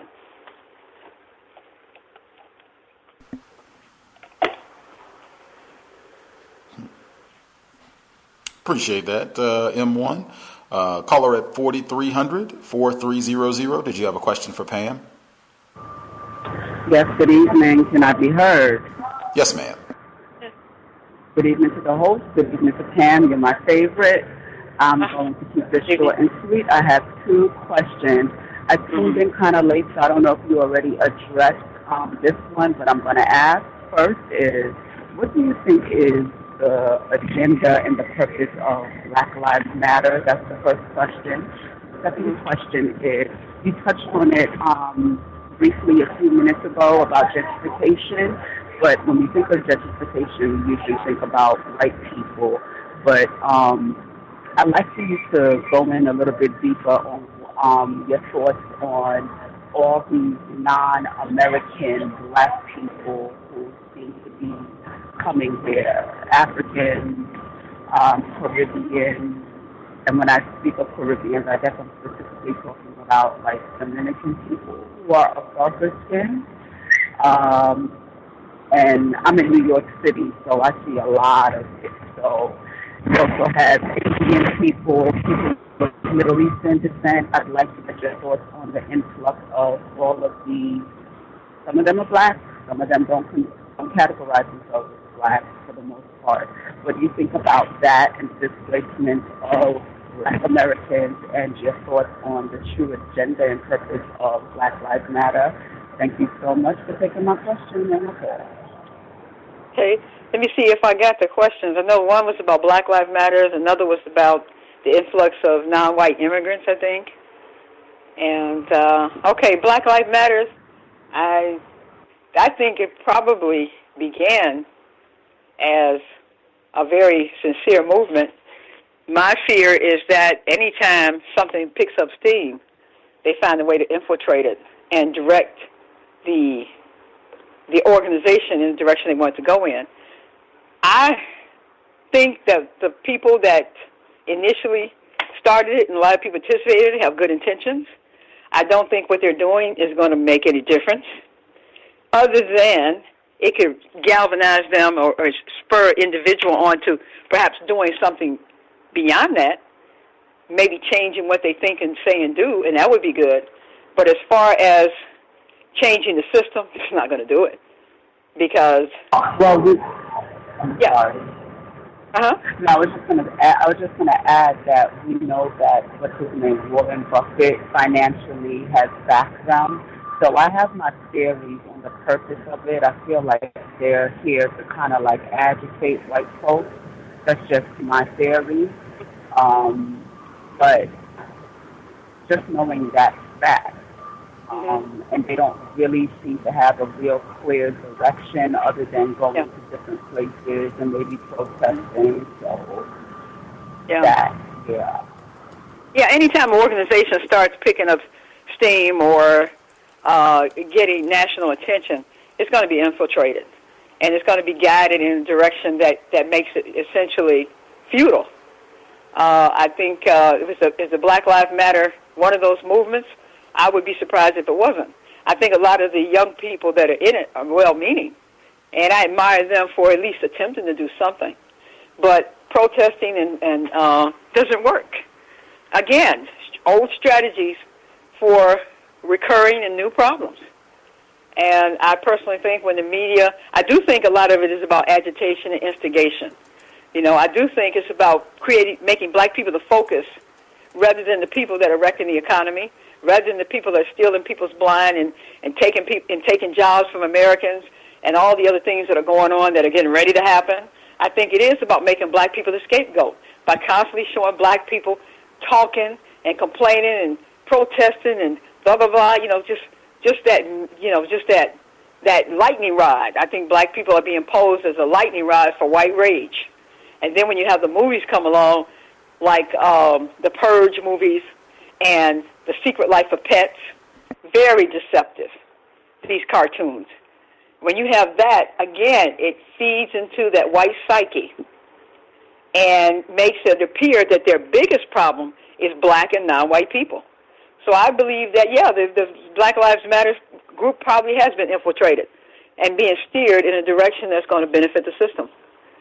But, you know, again, the young people, if you sat down and talked to them, most of them probably don't understand the system of white supremacy to any degree. They may have heard the term, but, you know, I don't buy into any organizations, period, because I think as soon as you start galvanizing a lot of people and making a public appearance and public statements, you've really defeated your purpose. As far as you asked about the immigrants. Before you get to that, I did just want to say, because this has come up on the program again, about Warren Buffett investing in Black Lives Matter, and someone questioned whether that was true, and no one could provide any factual information, like no documents, to support that, and it was questioned whether or not, this is actual fact. I have heard that before, but nobody could step forward to provide any evidence. I'm not saying that it's true or false, but I am saying I have not seen anything to substantiate that other than people just saying it. So if people do have evidence to support that, that would be good to see. Yeah, because I didn't know if it was true or not, but people say all kinds of things, and then, we don't necessarily know what's true. Yeah, so, regarding the immigrants, if I understand your question correctly, I think your question was, do I think they're basically here to replace black people or to push black people out? Was that your question? Yeah, just, what do you think is the purpose of that? Like, you touched on it a little bit briefly before, that, they're no longer black Americans. I'm sorry, do you hear me better now? Yeah, okay, you go ahead. I think I can make it out. I apologize, but I'm a public transportation, but you touched on it a little bit briefly before, when you were talking about black films, how a lot of the actors are not black Americans, they're like from different countries, and even now what I'm noticing too, a lot of the people who they are tapping as far as like public people in the public eye to discuss black issues, they're not necessarily black American people. Mm-hmm. I definitely think there's an agenda against black Americans. I think that there's an agenda against all black people worldwide, but it does seem to be a peculiar kind of agenda toward us here, and it's almost as though you want to erase all vestiges of the crimes you've committed. Now, they've committed crimes worldwide against people of color, against African people, people in the Caribbean, certainly, but it seems like there's a peculiar relationship here between the white supremacy system and black Americans, and I do believe there's some significance, spiritual significance, and them targeting us the way they have. I couldn't explain it, but there's a reason for everything. And I do see the purging of black Americans out of almost everything. And, I think we're a unique group of people. I think given our history, we've overcome things that they thought would crush us.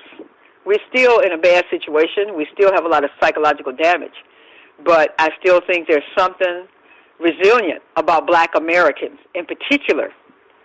And I'm not denigrating or downplaying anybody else. I'm just saying I think there's something unique about black Americans. Our history is unique. Our experiences are unique. And for whatever reason, apparently this might be a threat of some kind. You've seen the purging of black people from the workplace for over 20 years, over 30 years. And I do believe that part of bringing people in from other parts of the country doesn't have anything to do with us. It has to do with the fact that they want a one-world government, and they're erasing the borders. They're trying to destroy sovereign nations so that people are all over the planet begging for work. So I think a lot of it's economic, their attempt to control the population of the planet by having no borders, having no sovereign nations, having everybody under their thumb. So I believe all that's part of the process, too, of having immigrants, encouraging immigration everywhere after you destroy your country and you got to leave.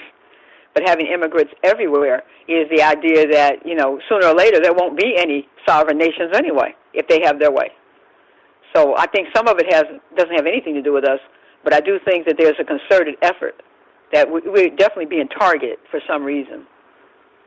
And I think a lot of it's psychological, like having black people go to movies about our history, and we're not in the leading roles. I think that is a huge, huge slap, and it has nothing to do with blaming. I don't blame the African or people from other countries. I don't blame them. They're just taking a job. They just got a job. It's just like the immigrants come over here and they get a job. You can't blame the immigrants. I mean, they're just getting a job. They don't run anything. But I do think that it is just part of the cruelty and the underhandedness and the slap-in-the-face type of joy that they elicit in fooling black people and, just rubbing things in our faces that we may not even necessarily understand as an insult. So it's unfortunate, Appreciate that. Caller in New York, Roz, did you have a question for Pam? Roz, did you have a question? Yes, greetings to you, Gus. Greetings to you, Pam. I did have two questions. It's great to hear you this evening. Thank you for being on the program. My first question, I don't know if you were aware that the shooter in Dallas, Micah Johnson, had a white stepmother, and I was thinking two things. One, if he actually did the shooting because of the fact that he had a white step-parent, it's possible he could have been white identified in some way, so it's possible he might not have done the shooting. And then the other thing was, if he did commit the shooting, is it possible that he might have watched his stepmother, perpetrating acts of racism and white supremacy in her relationship with his father, that might have helped him to better understand that there was a war being waged on us, and could that have been a factor to trigger him to do what he did if he did it? Oh, I don't know. I do think that having a white step-parent certainly results in a lot of confusion. Whether or not what type of step-parent she was, I don't know. He could have had a lot of confusion, if he did the shooting, he could have had a lot of confusion, a lot of conflicting emotions, because you just never really know what goes on behind closed doors. I do know that many times black children who are in quote-unquote interracial, for lack of a better word, households, they are often subjected to racism. It's really not as uncommon as people think. But would that be enough to drive him to do what he did? Who knows? And that's assuming that he did it. Hard to say. I really couldn't answer that. All right, thank you. My other question was, one of the callers, Thomas in New York, discussed with me previously, and I believe he talked about it on the show, the fact that with the legalization of all drugs, or they're seeking to do so, that of course will be destroying the war on drugs, and that these shootings that these supposed black males were allegedly involved in are being utilized, or if these people might have been used to facilitate making black males the face of urban terror, so that they can take guns not away from the general public, but specifically from black people, so that whatever they're planning to do down the road, we won't be prepared to defend ourselves. Yeah, I definitely think they want to disarm us, for sure. And I think that's part of the reason there's so much terror in the black communities like Chicago, is to turn people against gun ownership, make them think that their problems can be solved by having strict gun control, which, of course, Chicago had the strictest gun control laws in the country, some of them. And it didn't stop the killing, so, you wonder, what are people thinking? How does gun control stop gun violence? It doesn't, if you look in the places where gun control is the strongest. But I do think absolutely they don't want us to be. But I don't even know if they worry about us being armed, because we have such a limited ability to defend ourselves that I don't even know. And the weaponry that the government has now, the technology. But I definitely don't. I know they don't want us to be able to defend ourselves. But yes, black people are going to be scapegoated, and it became apparent to me in 2008. With the nomination of Barack Obama, that he was going to be a lightning rod for white rage, and that the main reasons he was put in office was to oversee, or not oversee because he's not in control, but to be the face on a lot of things that were going to make white people very angry. And so far, from what I understand, so-called race relations have worsened, not because Barack Obama did something to, I don't hold them accountable for that. However, that black face being the signature behind so much bad legislation that of course he has no control over. He's just following orders. But I think that it just became apparent to me. Of course, it's probably always been that way, but it became apparent to me personally with his election that he was going to be a lightning rod, that he was going to be the face on a lot of bad things. And from what I have seen, that has been true. So yeah, black people are being set up to be scapegoats, mass scapegoats for whatever's happening in this culture. Now, Pam, would you say that President Obama being placed in office the way he has for the last 8 years was a ruse for the setup for the reconstruction of white supremacy via the coming election of Donald Trump? And thank you for taking my questions. Okay, thank you.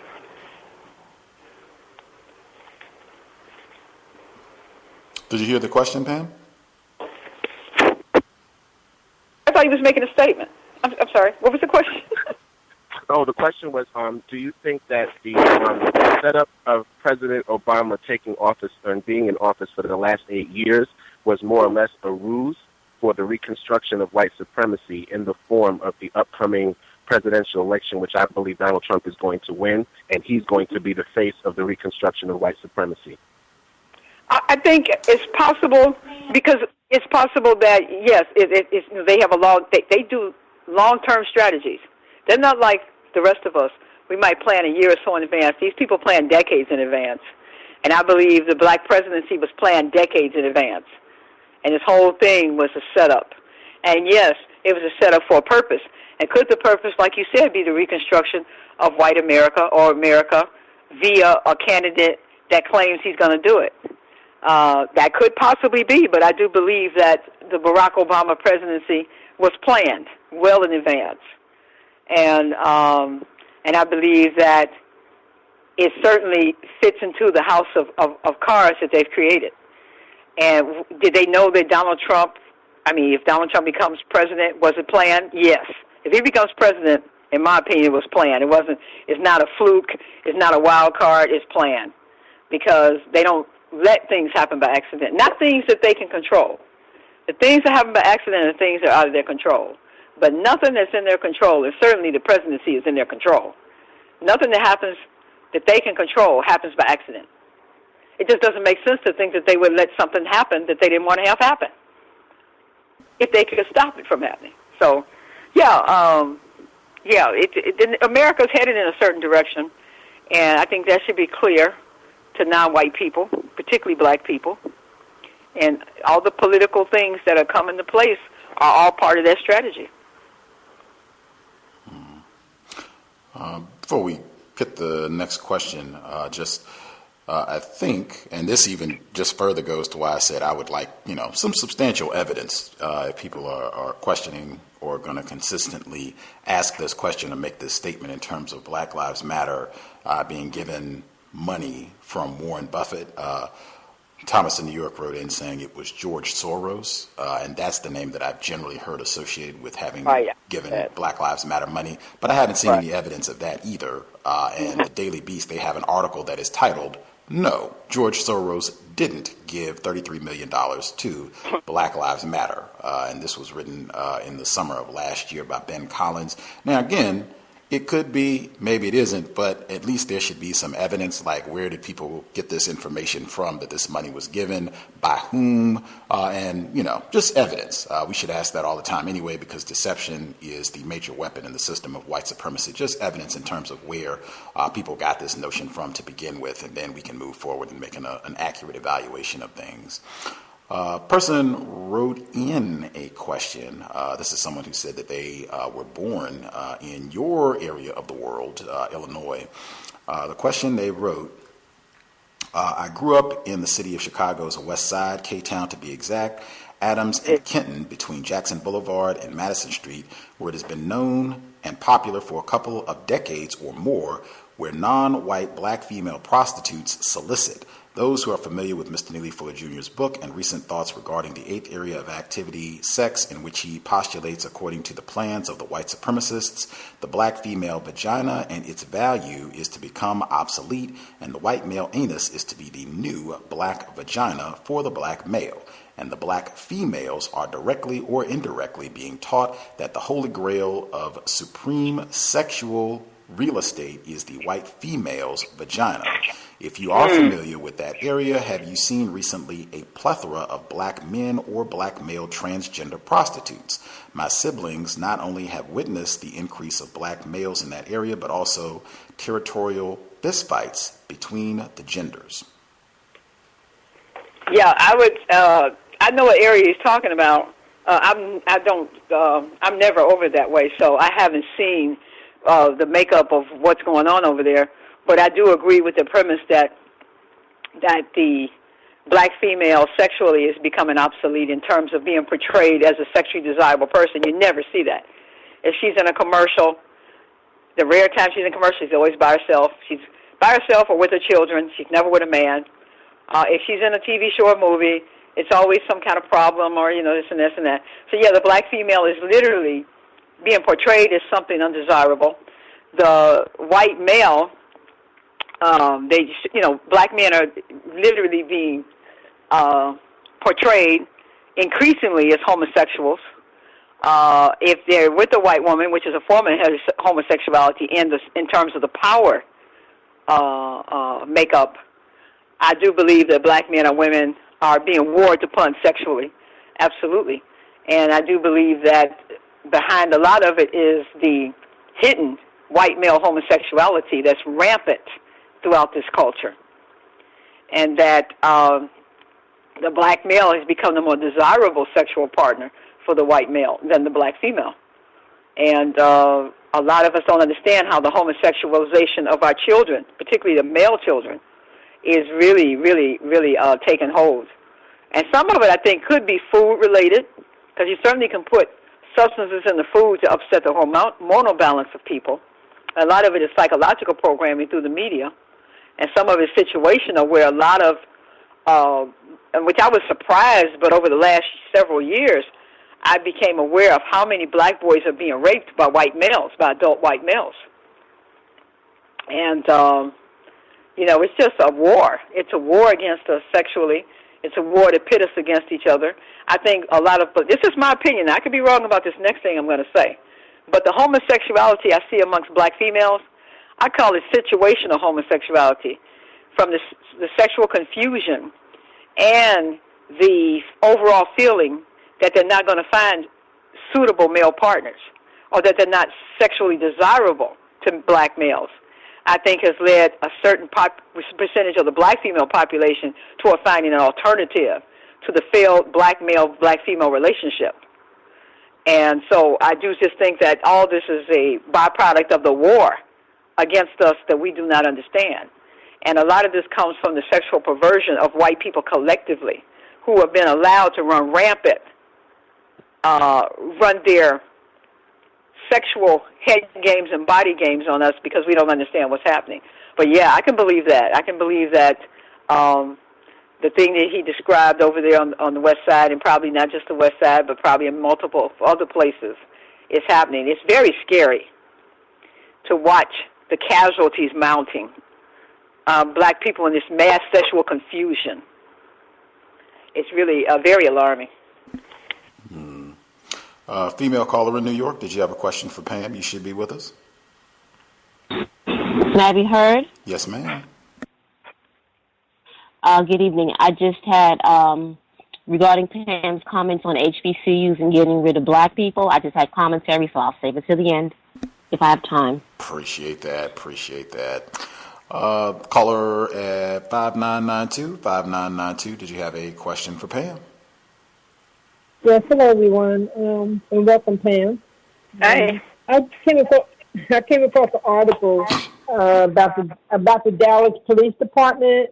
I'm gonna just read it to you, so make sure I get it so you can understand it. It just says that the Dallas Police Department, which was struggling to recruit officers, has seen a surge in job applications after the ambush shooting this month they killed 5 officers, and they would say prior to that they were even going to shut down the academy because they could not find anyone in Dallas to want to join the police department. Then all of a sudden this surge came about, and my first impression was it is only going to get worse. I believe that these people are signing up just so they can get revenge. So, I mean, I may be wrong, but I just wanted your perspective on that.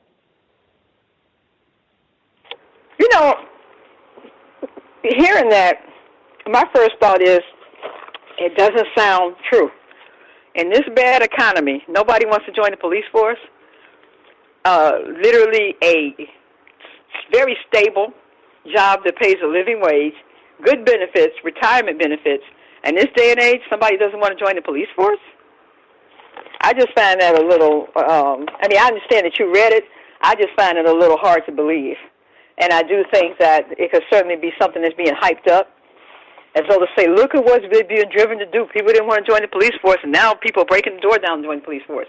Maybe there are people that didn't consider a career in law enforcement who are now considering one, for whatever reason. But it's hard to believe that they couldn't find anybody that wanted to take those jobs. Because I know when Chicago has exams for the policemen, they got lines going around the block. So I don't understand in a bad economy like this why somebody wouldn't, why they would have trouble recruiting people. But, that's just my thought on it. But, yeah, absolutely. I can believe that maybe the number of people who want to join has gone up. In a sense, okay, we need more foot soldiers. We got to get these Negroes under control. So I can believe that definitely could affect maybe a rising interest in the police, in becoming a policeman. But, yeah, it's... they see any kind of rebellion as a threat against this whole system. And a threat against the system is a threat against each individual white person who believes in that system. Can I just, I want to refer to another incident that happened last week. I don't know if anyone listening or Gus or yourself are familiar with Dr. Boyce Watkins.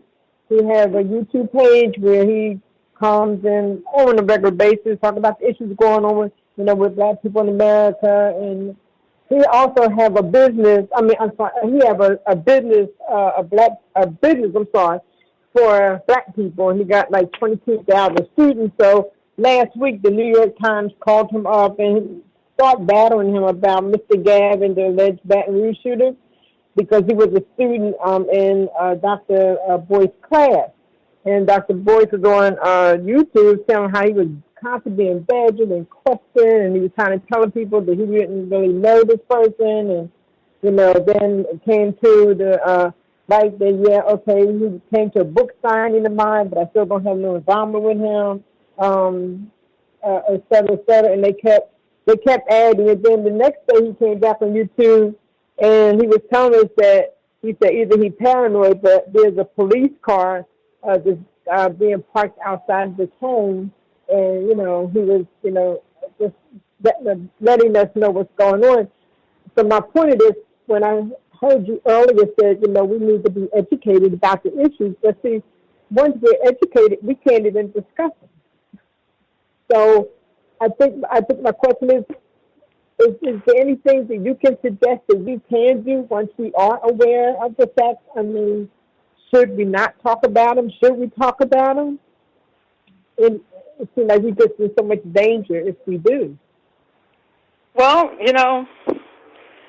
if we're not going to talk about it, you mean talk about it as far as a group or talk about it, I think we do have to be careful about, if you're going to have a public profile like Dr. Boyce, you do have to be mindful that the more people that pay attention to you, the more the wrong people are going to pay attention to you.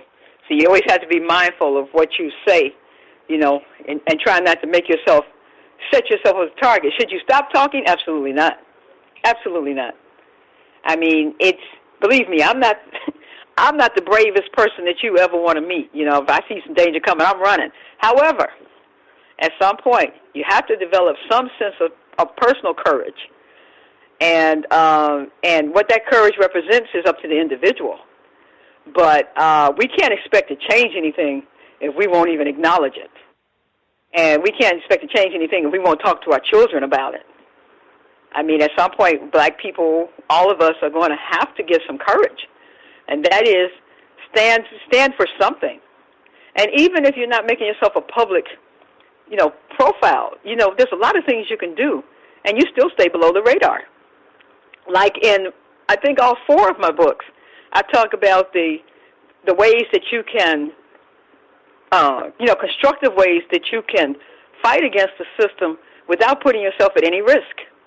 A lot of it has to do with the way you spend your money, with the people and things that you support. Whether you support other black people who are trying to do something. Do you support black businesses when the businesses are run correctly? Do you teach your children not to admire somebody just because they look more white? Do you use the terms good hair and pretty eyes? There's so many. Do you support movies and television shows like Empire that degrade and diminish black people, particularly black relationships and black sexuality? There's a whole lot. You buy designer clothes and you walk around with a designer's name on your shoes and feet and back and purse who doesn't even want you to represent their product. There's so many things that we could do that don't put us at any risk. And what I have found is very difficult is to get people to do anything. Now this may sound self-serving, and I apologize if it does. I try to get people to leave reviews to encourage people to read, not just my books, Mr. Fuller's books, Dr. Welsing's books, anybody's book. And I have a hell of a time trying to get people just to take 5 minutes to write a review. My point is this. Nothing's going to change if we don't do anything.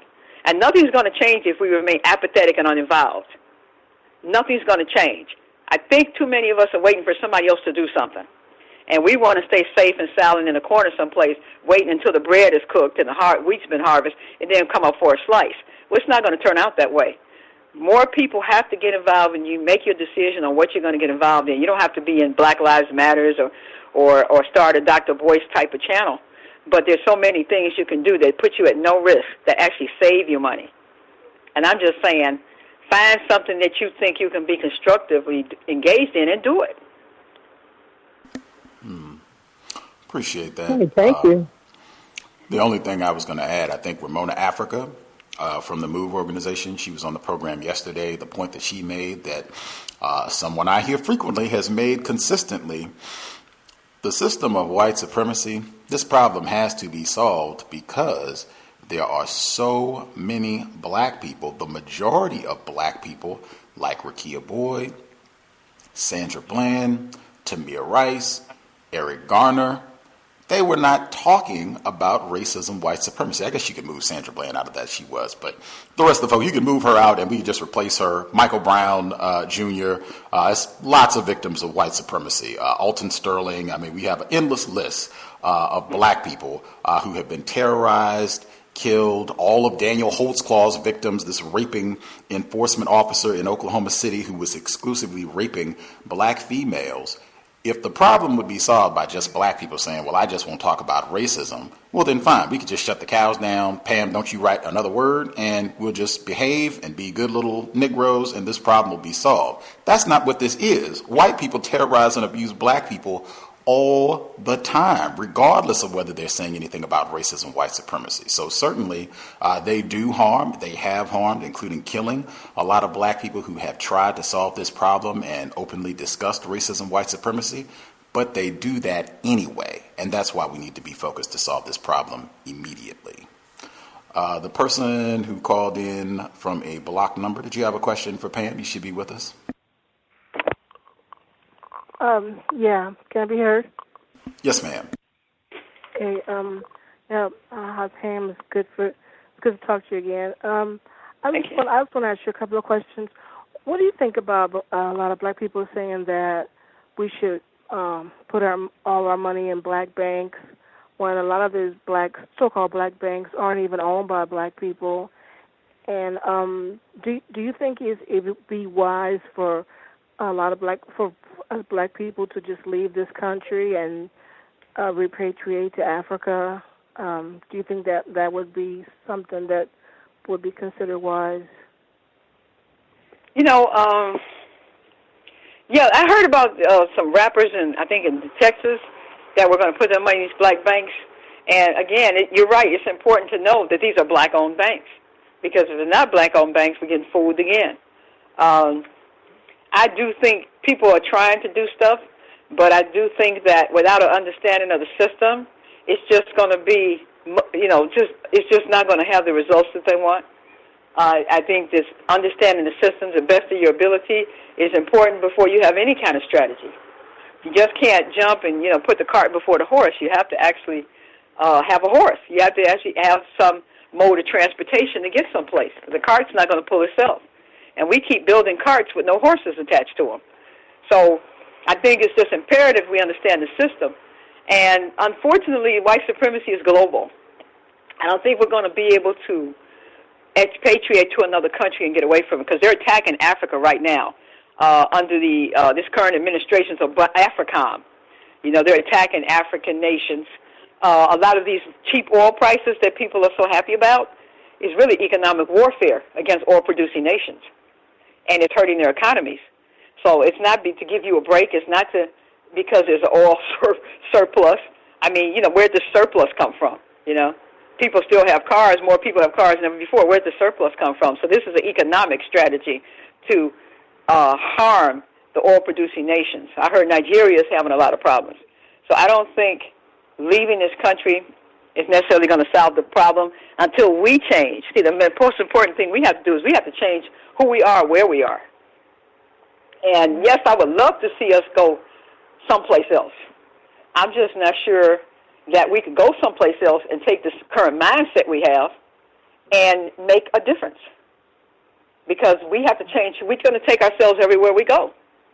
And if we don't understand the system and we're still grossly over-white identified and still anti-black and practice anti-blackness almost as a religion, it doesn't matter where we go. We're going to take that mentality with us everywhere we go.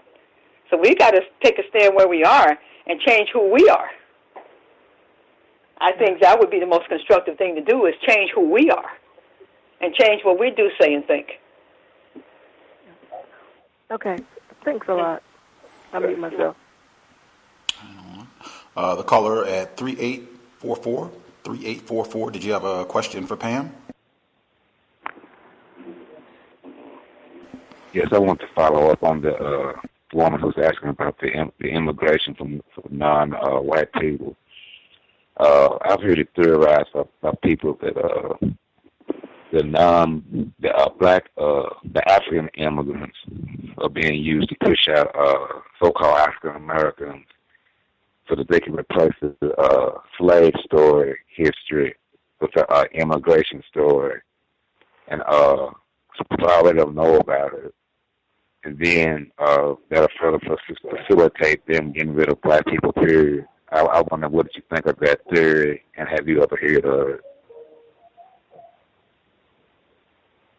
I'm sorry. Could you repeat the question? I'm not sure I understood the question. I've heard it theorized that African immigrants are being used to push out African Americans, so that they can get rid of African Americans focusing on the history of African slavery and Jim Crow and everything up to now. Not having an influx of African immigrants, and then a new story will be on the African immigration story, because they'll be more prominent. And they were never slaves in America, so they'll talk about African immigration, and that will replace the slave history story. And I was wondering, what validity do you give that, number one? And number two, have you ever heard of it? I may have heard of it, and I do think it has a lot of validity, because I kind of suspect instinctively that part of the concerted attack against black people is that we're walking witnesses, actually walking evidence of what white America really is, and the history of white people. We're one of the most visible. It's like we're like a crime scene, and you got survivors. And I do think there's a huge desire on the part of white people collectively in this country to rewrite the history books, to erase the evidence of their crimes. And strangely enough, they might be crazy enough to think that they can actually outpace their own karma. They can actually outrun their own karma. And I think that there's a very interesting psychology involved in that, to think that if you get rid of the evidence, the crime didn't exist. And that shows a deep, deep, deep level of sociopathy, a deep, undeniably deep, DNA deep level of sociopathy, to think if you get rid of the evidence, the crime didn't happen. What kind of person thinks like that? Well, unfortunately, I think we're surrounded by a lot of people who think like that. They don't. If you bring up slavery or past history, you see a real visceral reaction from a lot of white people. They get very angry. They don't want to think about it. They don't want to hear about it. They get very angry. And so I do think part of the history of black people here is part of the reason that we are seen in such an unfavorable light, is we're actually the walking evidence of their crimes. When they look at us and they see us in our condition, there may be something in the back of that mind that says, I know we did it to them. I know that they're like this. You know, you go through the poverty and all this different dysfunctional stuff going on. I think on some level there's a thought in the head like, yeah, we did this. Is there guilt? I don't think so. But I do think there's an awareness, a discomfort in acknowledging it. And what better way to not have to acknowledge it than to get rid of the evidence? And so I do think it's just my thinking. I could be, I may sound strange to somebody to say that, but I do believe that part of the reason that the attack is so vicious against black people here, in terms of just purging us out of the system, is that you're getting rid of evidence. You're able then to rewrite history, bring in new people, and ignore the history you have with them, because it didn't happen in the United States. So, because white people are talking energetically about the Native Americans. Nobody wants to talk about what they did to us. Appreciate Do you that. think that... hang on, because we had two other people that I want to make sure we get them in before Pam has to exit. I did want to say, First Lady Michelle Obama, she did bring up the enslavement of black people on Monday at her speech at the Democratic National Convention. She said every day when she wakes up in the White House that she is reminded that enslaved black people built the White House. And Bill O'Reilly of Fox commented today, this is in the New York Times, they wrote addressing Michelle Obama's remarks about slaves having built the White House. Bill O'Reilly said Tuesday on his Fox News program that those slaves were, all in quotes, well fed and had decent lodgings provided by the government. Wow. Anyway, and you can see that depicted in Roots, either version. The caller who dialed in 2648, did you have a question for Pam? Well, yes, I have a question. What do you think about black women being feminists? Feminists? I just don't really see black women as feminists. I do think that when black women are interacting with white women, they can be misled into thinking that they have some affinity with them. And I think that there is a small percentage of black women who do feel an affinity with white women. But from my experience, most black women don't have an affinity with white women. And in all the times I've been around black women, I count on one hand a number of times I heard a black woman call herself a feminist. I never called myself a feminist. Even before I knew anything really about white supremacy, I never called myself a feminist, because I couldn't understand how I could align myself with a so-called feminist, and white women were mistreating me too. So it never appealed to me personally. However, I do think sexism is very real, and I do think it's a real issue within the black community, absolutely. And I do think it's something that's largely ignored. And I think it's important that if you push for justice, you got to be for justice for everybody, or there's going to be justice for nobody. So anybody that thinks it's okay to mistreat or undermine or demean or look down on somebody because they're physically different, they have different genitalia, that person's not fighting for justice. That person's fighting for just me. So, no, I could count on one hand the number of times I've seen black women call themselves feminists. From what I can see, black women are just in a state of survival like everybody else, like black men. We're just in a state of survival. Most black women don't even make $50,000 a year, don't even make $40,000 a year. You know, when you look at the typical jobs that black women have, they're just, you know. So I'm just saying that we got to be real careful not to feed into this divide and conquer thing that they push, you know, making it appear that black men and women have some reason to have a beef with each other. Okay, thank you for taking my call. Well, I think our last caller, the caller at 6241. Did you have a question for Pam? Yeah, I have a question. Can I be heard? Yes, sir. Yes. Good night to you, Gus. Good night to you, Pam. Thanks for being on the show. My question is specifically dealing with white women teachers on the job. I don't know if maybe this is a question I should say for workplace racism, but I'm dealing with a lot of that personally. So I just wanted to know if you have any strategies, you know, just in dealing with white women. White women in terms of what? Could you give me an example of like what they might be doing? You know. I have 3 white women supervisors. Okay. Currently, and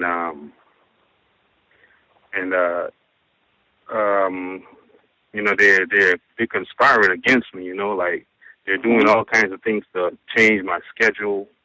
One of them in particular, she doesn't. I'm a classroom aide and teacher's aide. She doesn't really want me in the classroom, you know, because just because of my presence, you know, I guess, and because I'm maybe she realizes that I'm not as confused as most black people that she encounters. So she doesn't really like when I let's say she would be telling the children something or teaching them something about she's a social studies teacher about civil rights or Martin Luther King or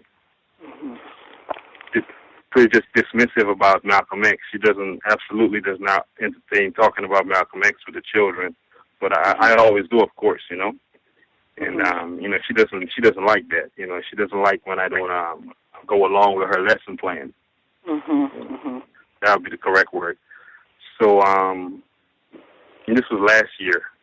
So one of our colleagues, another white teacher, her friend, she got promoted to a supervisor position, kind of, and so they're all in cahoots now, like actively working against me. Yeah. So yeah, I just wanted to know if you had any strategies or, you know, just dealing with them, you know, like they provided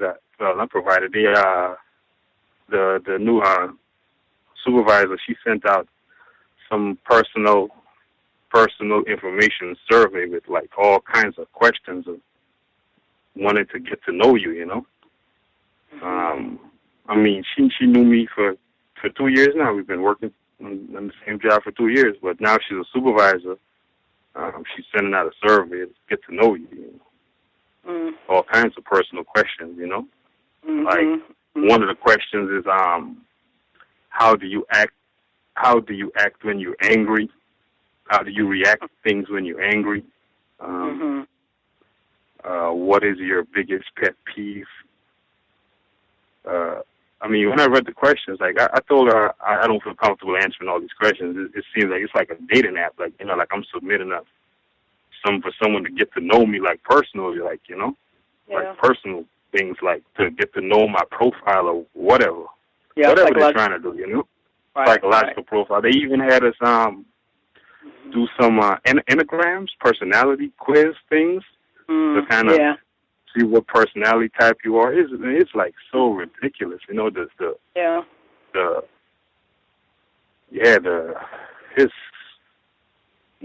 terrorism, you know, is. I mean, I'm ready to quit, you know. Yeah. I honestly am. I'm actively seeking, other employment right now, and it's kind of heartbreaking because, our school is like 99%, black. Mm-hmm. And yeah, they just, since last year, they've been doing a bunch of things that could lead to me getting terminated. Mm-hmm. There was a rumor going around. I was hearing it that I cheated for a student. I cheated for a student on the test.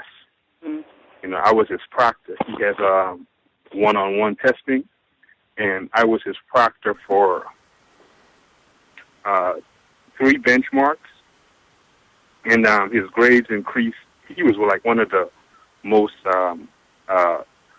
disruptive students. He had a real individualized schedule because he was very disruptive in the classroom, and the teachers kept kicking him out.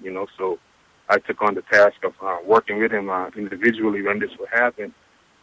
So his grades started to improve, and it improved on every benchmark, And the white teacher that was supervising me.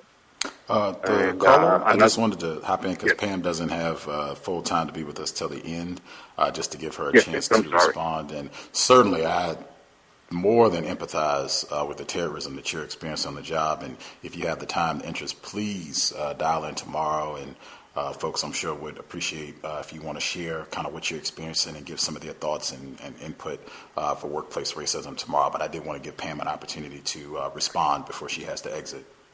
Yes. Please do, Pam. You pretty much have the scenario. So any strategies that you might have, I'll mute my line and listen to your response. Thank you. Okay. It's a very difficult situation, particularly when it comes to, you're trying to maintain your job and maintain income, or you're working in a field that you want to be in. They do seem to have a instinctive, at least in my experience, an instinctive reaction to people who are less confused. I do think they can pick that up. I also think there's an attempt to keep black males out of the classroom. I don't think they like the idea of black males having influence in the lives of young black children, particularly young black males. And I think that's part of the problem. And they might see you as a bit of a, threat to their authority, to have total domain over these black children. The strategy, if you think improper things are being done, I would suggest documenting whatever you see that you feel is some kind of, when they're going against what they legally have the right to do. If they're doing things that you see as illegal, particularly any form of discrimination, harassment, stuff like that, I would document it. I think it is a good idea, unfortunately, to perhaps, at the same time, protect yourself by seeking other, by looking at other employment. Do you have any suggestions, Gus? I certainly, I would say, number one, I know Mr. Fuller, he talks about it regularly, that in the system of racism, white supremacy, he does encourage that people try not to move too much from job to job just because you're going to be leaving one batch of cahooting terrorist whites and going to another batch of cahooting terrorist whites. That is the world that we live in under racism, white supremacy. So trying to develop codes that will work to try to neutralize what's happening. If you're able to dial in tomorrow to just try to process out exactly the things that they're doing to try to come up with specific strategies around that. You were talking about the questionnaire. Is that something that has to be done? I talk about this all the time in terms of policy and procedure. Do we have to fill this form out? Yes or no? And is this equal across the board? If everybody on this job who's employed here, do they have to fill out this form? If the answer is no, well then, okay, no worry. I don't want to participate in this survey, and moving forward, there shouldn't be any repercussions or anything else going with that. I know we have done whole programs talking about black males specifically being kicked out of the classroom. We did one at the end of November with a black male, no less, where he had done extensive research on why this was happening and what was going in the classroom to get rid of black male teachers. And we just invited a black female author on who has a new book. It just came out this year. It's called Teaching While Black. which gives suggestions, tips for Black educators, male and female, that might be able to help them do a little bit better in the classroom. And she specifically uses the term white supremacy. So it seems like she came specifically with the idea of talking about dealing with racism, white supremacy. So you might want to check out that text as well. Anywho, did you have anything else you wanted to add, Pam? Oh no, I just think that's great suggestions. I think for the caller to call in tomorrow, and hear some different strategies. And you're right. If you leave a job, I don't think they want Black men in the classroom. I don't think they want Black men having any influence over Black children, and that's why I think they've made it so. They've made such a concerted effort to get the Black men out of the home. Absolutely. I know you have time constraints for the evening, so we definitely want to make sure we don't keep Pam too long. As listeners have said consistently, always a hoot having you on the program. Really enjoyed your views. I will encourage folks again, RacismWS.com, RacismWS.com. If you get any of the books, write a review. Go to Amazon.com. As she said, you can copy and paste sentences or just 2 sentences. Shouldn't take that much time and energy. 5 minutes to write a review if you think it was constructive material. Anything you want to get in before you exit? No, I just want to, thank the people that are listening. Thank you for calling in, and get involved in something. Particularly with your children in your home.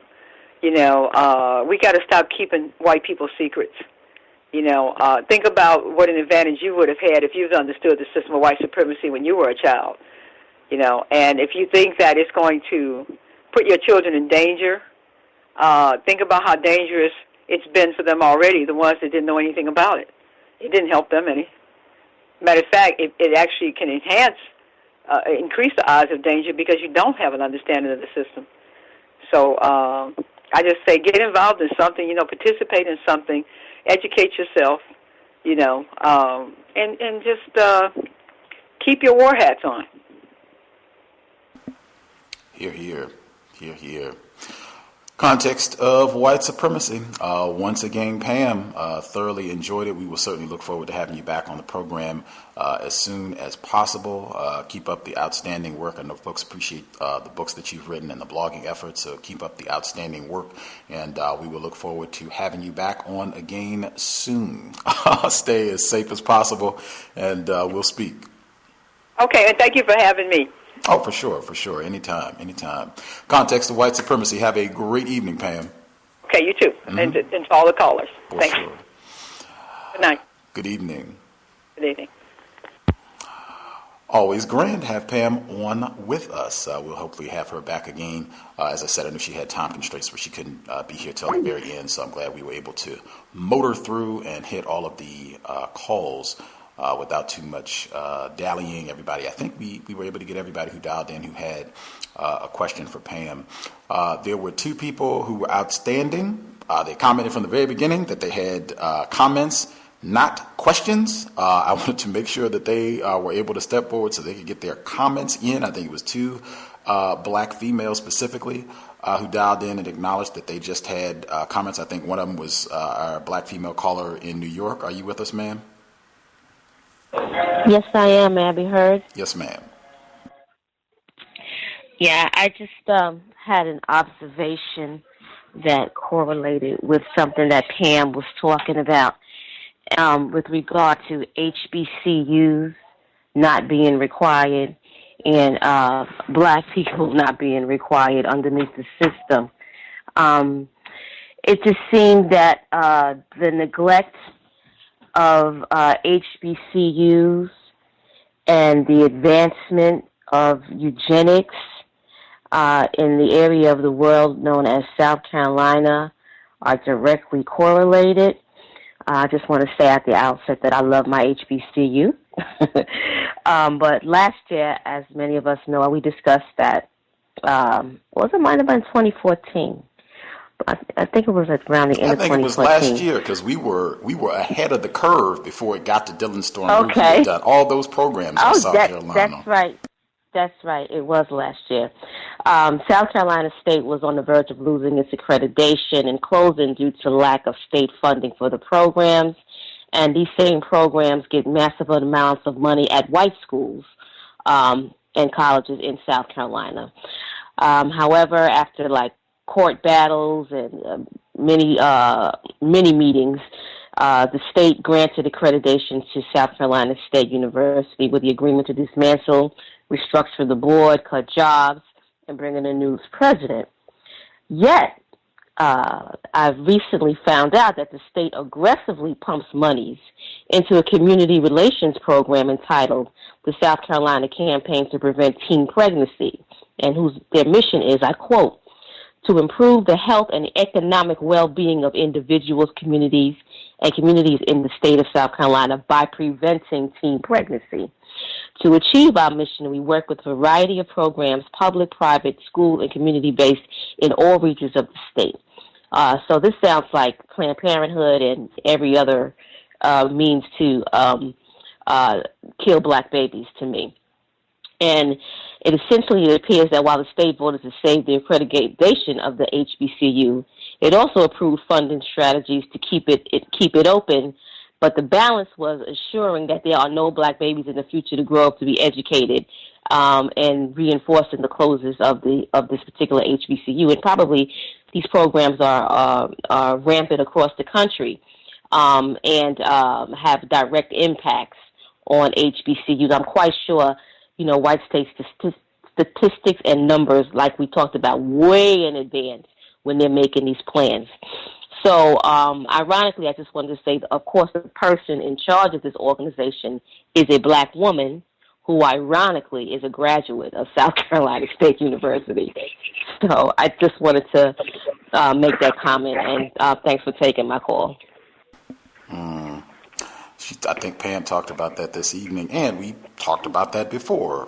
We've done programs on education, one of the areas of people activity, and how racist they can skillfully put a black person, put them where it looks like they are quote unquote in charge. And then all these bad things happen, and it's a black person who gets blamed for these type of things happening at these HBCUs. I think some of the programs we did last year, we were talking about how they were deliberately underfunding South Carolina State University and directing funds away from that institution to white institutions in South Carolina. This is not a problem that is isolated just to that institution. There seems to be a widespread practice of doing away with these institutions. In fact, they've had a lot of reports talking about that specifically, even suggesting that these historically black colleges and universities are obsolete. We don't need them anymore, and they're having all these financial troubles. Lots of them. They've even done reports talking about how whites are now going there and saying, hey, we can take advantage, and it's cheaper education and all this other stuff, just further displacing black scholars. I just wanted to add one more thing with regard to what you just said. The tennis team at South Carolina State University is all white and is made up of people from other countries, not even from the United States. So you are very correct in that. They're coming and they're taking what they can, and next thing you know, we see them in Wimbledon or what have you. But you'll never hear mentioned that they got an education at an HBCU. So I just wanted to say that. Wow. That is the system of white supremacy. There was one other female caller who said she had a question who dialed in. Are you still with us? Or not a I'm sorry. She said she had a comment that she wanted to make sure she got in. Are you still with us, ma'am?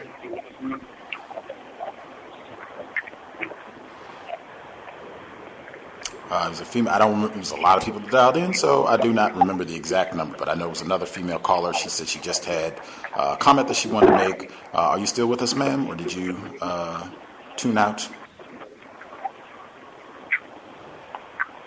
Okay, looks like she might not be with us. If you are listening and you want to dial back in and get your comment on what you heard from Pam, if you want to dial back in and give that before we sign off, feel free. If there are other folks who have commentary, that's fine. I just wanted to make sure that I did get in. I just wanted to make sure that I got in really quick a couple things. The gun rhetoric, and that's the only thing I can label it, I think, in an accurate sense. When people talk about efforts that they think racist white supremacists are doing to disarm black people specifically, I just don't think that there's any evidence. To me, it just does not seem logical. Whites have way more guns, way more firepower than black people. I mean, it's not even close, the disparity in weapons. What they call the Obama effect, they went out and bought even more guns. And this was widely reported after the election of the first non-white president. And they've been doing so every time they have any of these shooting incidents. They sit every time, spike in sales. Sandy Hook back in 2012, spike in sales, going out to buy our guns. Every time that they throw out that herring that there's going to be gun control, they go out and buy more guns. So I just don't see any logic to that. I don't see any evidence right now, the people that submit that whites are trying to do something to change laws to make it so that black people are not able to defend themselves. I don't see black people with the ability to defend themselves now. If whites said, hey, we're going out, we're getting our guns, slingshots, arrows, machetes, and whatever other weaponry, drones, and, you know, we are going to take it to the black people, I don't see any evidence right now, 10 years ago, 20 years ago, 50 years ago, that black people could have successfully defended themselves. Today, yesterday, I just don't see any evidence. To me, it's just not logical when I hear people say that. I've said this before, when people say that they think they're putting in laws to disarm white people. I definitely do not think that that is true. I don't even know how you would do that, to go around and take all of the guns from white people. I haven't seen anything that looks like that. I just don't think any of that's accurate. I think a lot of that is just racist rhetoric that you'll hear from Alex Jones, suspected racist, where they will put this sort of rhetoric out there to get whites riled up. And what they do is buy even more guns and express their disgust and anger at President Obama or some other black person or whomever gets the target of the ire for that day. But I just don't think that there's any truth to either component of that in terms of taking guns from black people or taking guns from whites. Black people don't have nearly the firepower in comparison to whites. And I think Mr. Fuller emphasizes this all the time. We get our guns from them. I think whites are very aware that it's not like you have black people manufacturing firearms, bullets, repairing firearms, to my knowledge, anywhere in this part of the world. If I am in error, please let me know. Other folks who dialed in, who have comments that they wanted to make sure they get in before we wrap up. If you had anything to share, the brief time that we have left, you should do so now. I did want to make sure we got in. Workplace racism will be here tomorrow, as I told the male caller who's having a situation with the white females. We will be here tomorrow, 8 p.m. Eastern, 5 p.m. Pacific. Dial in. Looking forward to hearing exchange of views.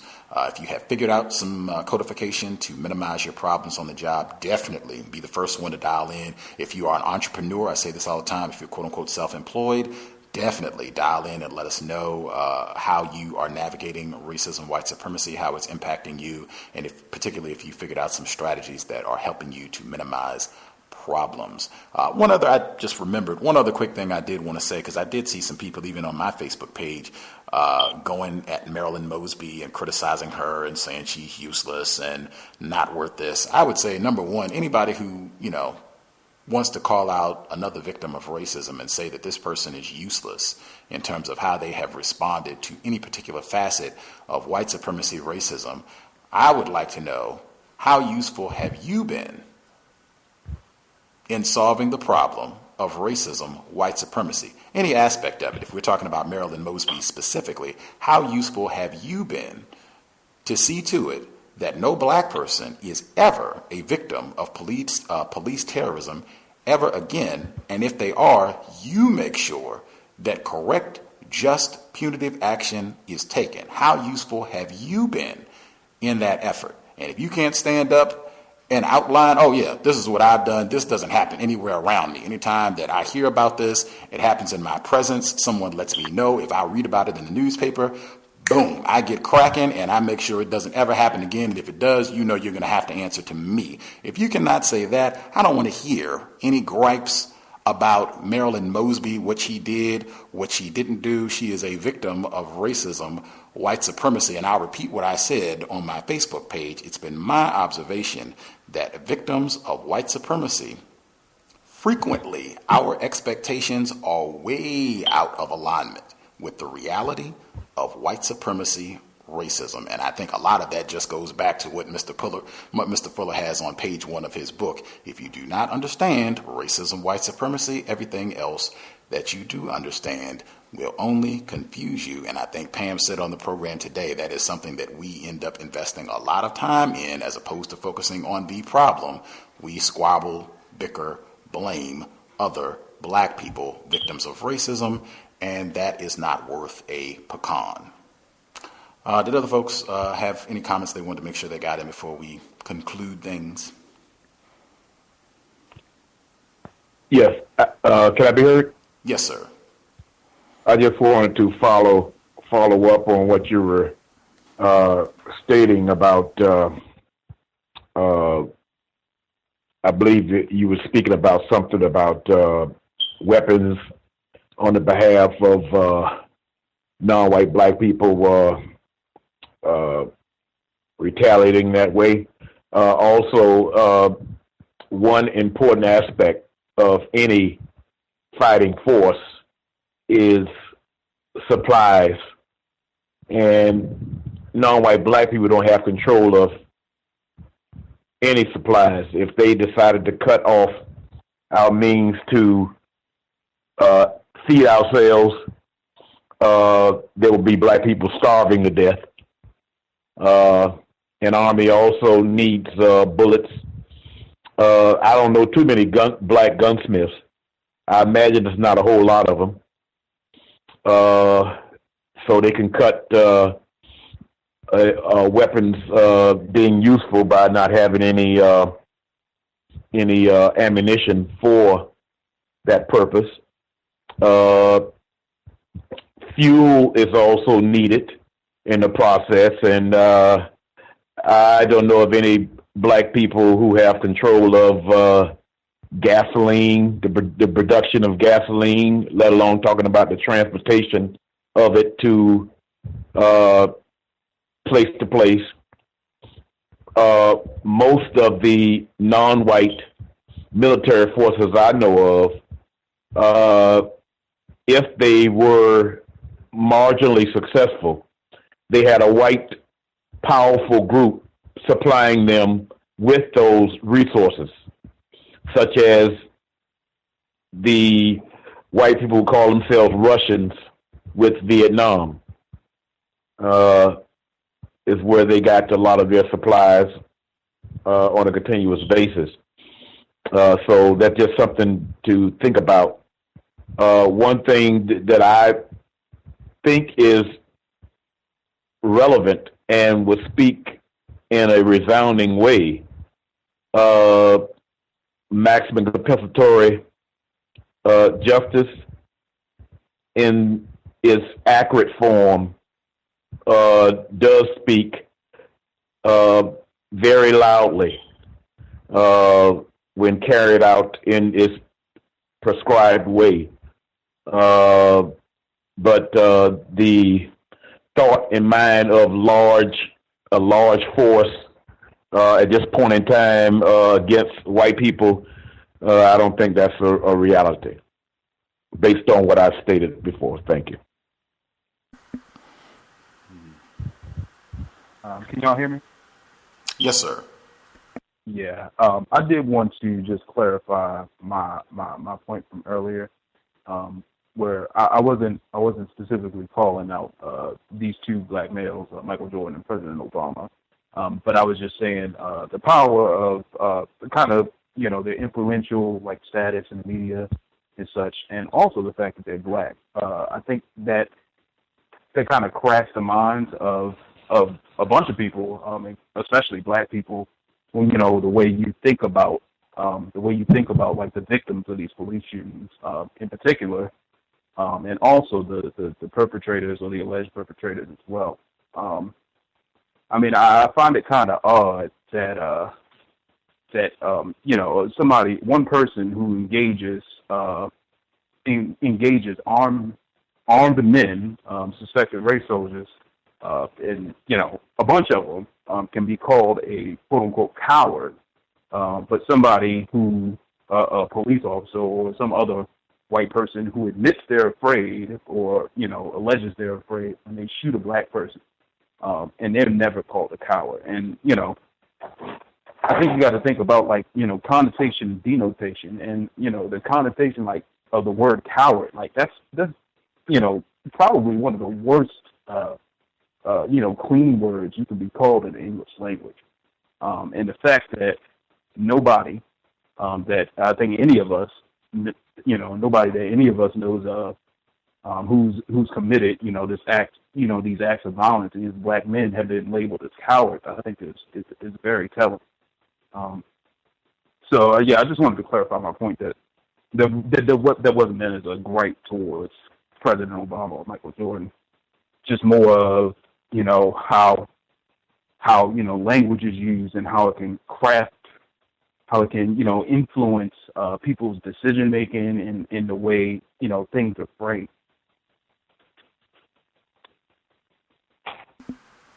Oh, appreciate that.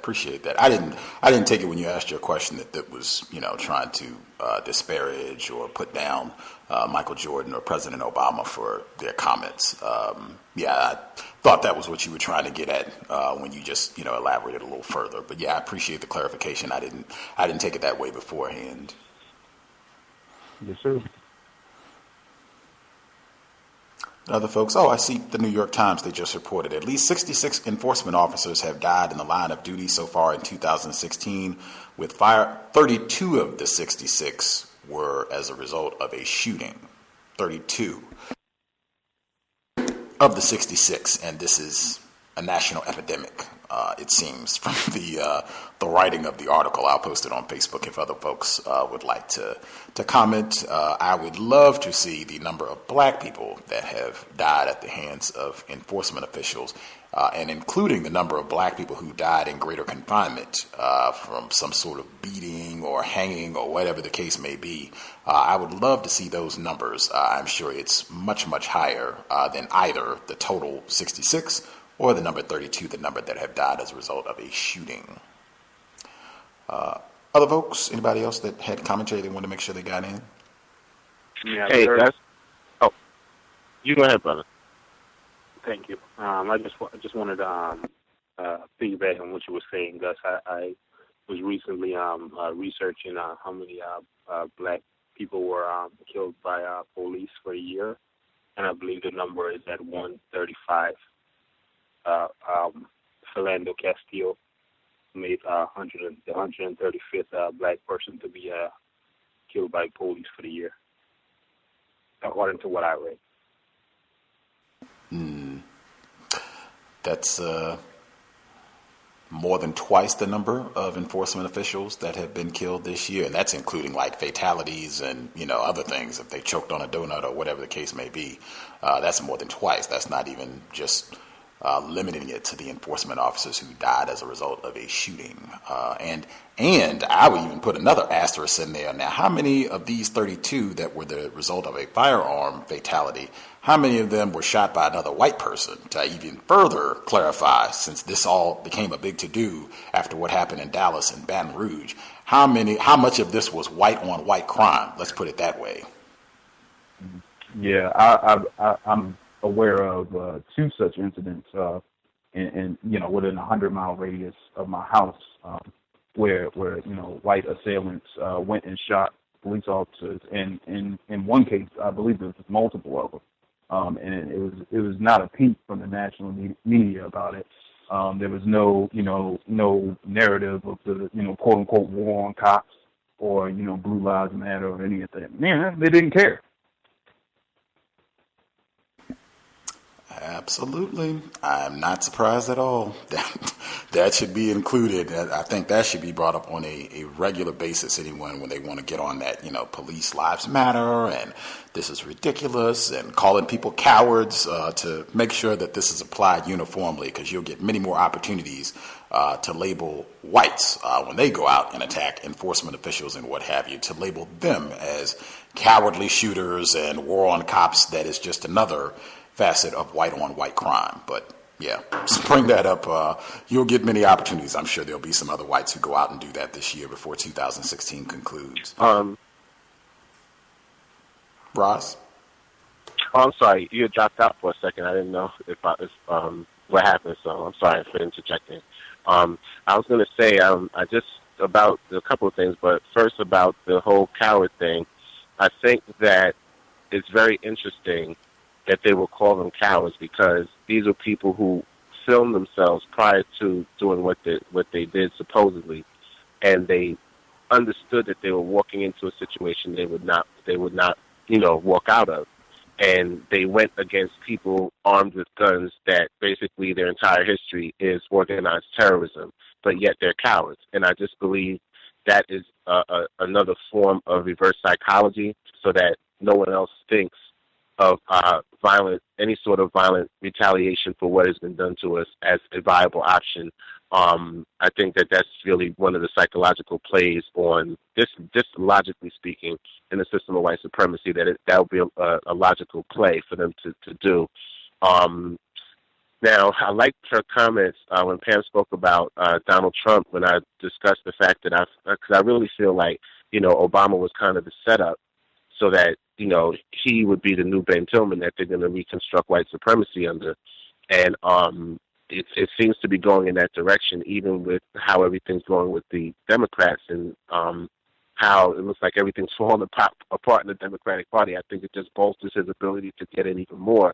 And did you get to see the clip that I sent you in the email about the author that wrote for Donald Trump actually coming out and calling him a sociopath? I did see that.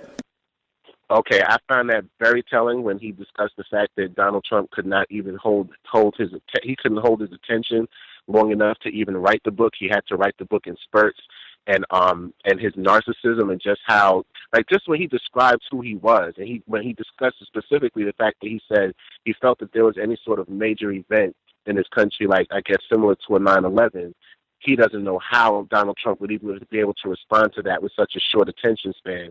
And I'm just thinking, he seems like just the right person to resurrect the system of white supremacy in a way that's unprecedented. And, I mean, I've never seen a more overtly racist candidate make such incredible strides towards the White House ever. And that's why I believe that Obama was the setup. When she said that he was put in office to make white people angry, I totally believe that, because they're so angry at him now they're going to go to Ben Tillman in the form of Donald Trump to resurrect white supremacy. And I think it's going to probably be such an overt expression of violence towards black people that is something that we haven't seen probably since the 60s. That's what I'm predicting is going to come as things develop and as he takes office.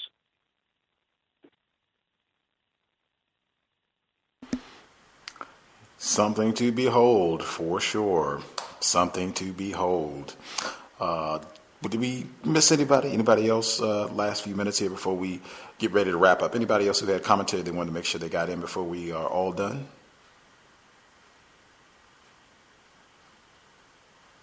Can I be heard? Yes, sir.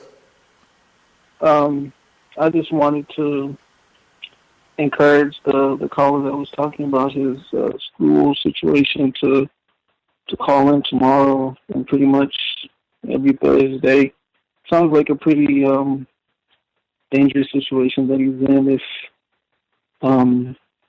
they're accusing him of things and whatnot. So I would really like to encourage, everybody that listens, but especially that person to call in and resolve. I started calling in once it became just on Thursdays, the workplace racism, and it's been really helpful. So hopefully he can call in tomorrow and get some really good advice.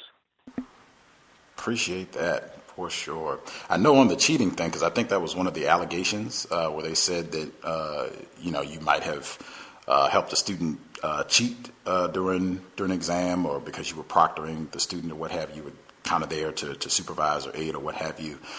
With that, I would definitely, that's where I say the documentation. I don't know if they have video footage or what have you in your facility, but I would want evidence. We talk about that on a regular basis as well. If you are being formally accused of something, where's the evidence that I, participated in some sort of malfeasance or helping this student cheat during the exam? Where exactly is the evidence? Let's go through the formal procedure of, whatever I'm being accused of, because this is right. I mean, that in and of itself, just that right there, I think is really important, because black people on the jobs, wherever it happens to be, whether you're a teacher or a janitor even, are being accused of misconduct all the time. So all of us should have a really solid code on what to do if you are accused on the job, the best way to handle it. Again, I'm all for, hey, let's manage our emotions. We shouldn't be surprised about this, because they do this all the time. Even President Obama, former Attorney General Eric Holder, they do this all the time. If you're a black person, you're accused of some sort of misdoings.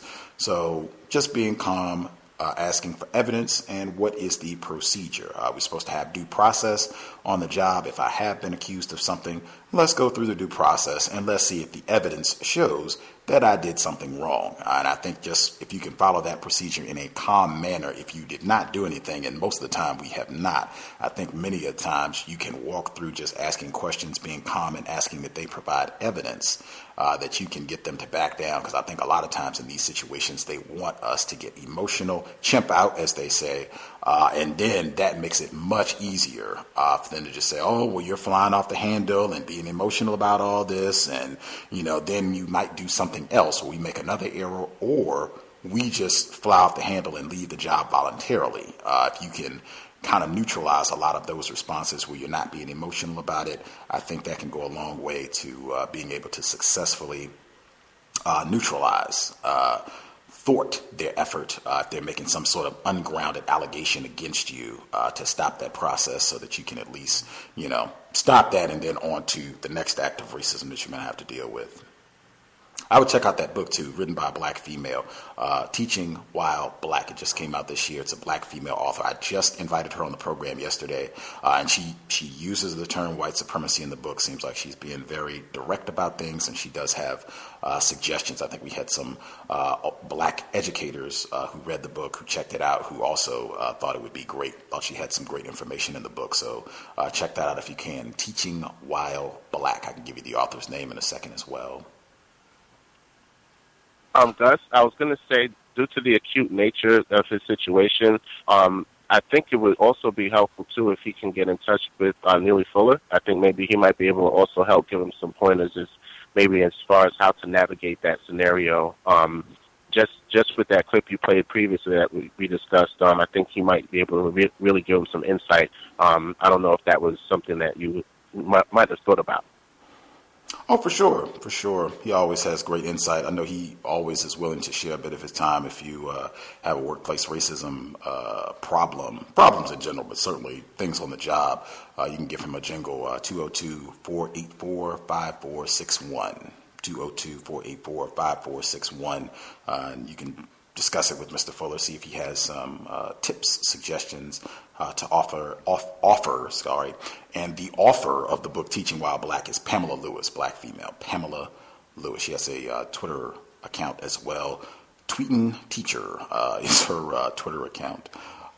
Anybody else have any quick comment they needed to get in before we sign out? Anybody? Anything else they wanted to make sure they got in? Grand. We will be here tomorrow, Workplace Racism, as just advertised, 8 p.m. Eastern, 5 p.m. Pacific. We'll be looking forward to hearing from folks tomorrow. And again, it's not just if you have problems, certainly if you're having difficulties, dial in, share. Hopefully we'll have some a suggestion or two. But if you have figured out some things to neutralize racist efforts on the job, keep down some of those difficulties, you should be one of the first people to dial in. This is the situation. This is what I did. This is what I said. Or this is the bit of policy procedure that I used. This is what I did, and it worked. Worked great. I've used it more than once. It's worked every time. That's the sort of thing that we need if you have figured out something that is helping you to minimize difficulties on the job. But either way, 8 p.m. Eastern, 5 p.m. Pacific, we will be here. As I said at the beginning, for all the folks enthused about the Purge franchise, we'll be here a week from today. Dr. Martin Kevorkian, it has been a few years since we've had him on the program, but he is one of the very first guests that we had on the C.O.W.S, admitted white supremacist, Dr. Martin Kevorkian, author of Color Monitors. And when I say like very first guests, he was like one of our first 20 programs that we did. He was here. He's been back many times. We've discussed just a litany of films over the years. I can't even remember them all. Pulp Fiction, Hancock, Rocky, tons of them. And as a admitted white supremacist, he has a very keen grasp of what is happening in a lot of these films. We did Nothing But a Man. We did some older ones as well. But we should have him here to discuss the Purge franchise, all three of the films, including the latest installment that just came out a few weeks ago, the July 4th weekend. We'll be talking about that. If you need the link, I hate it because it's just people end up bothering me for links, and then I have to send out like 20,000 emails of links so people can see this film. But if you want to check out the third one and not go to the theater to spend any money, I think I can shoot you a link to view it if you want to prepare for next Wednesday, August 3rd, when he'll be here. But I do think it's important, just the situation in Indiana where there's a murdering white teen, and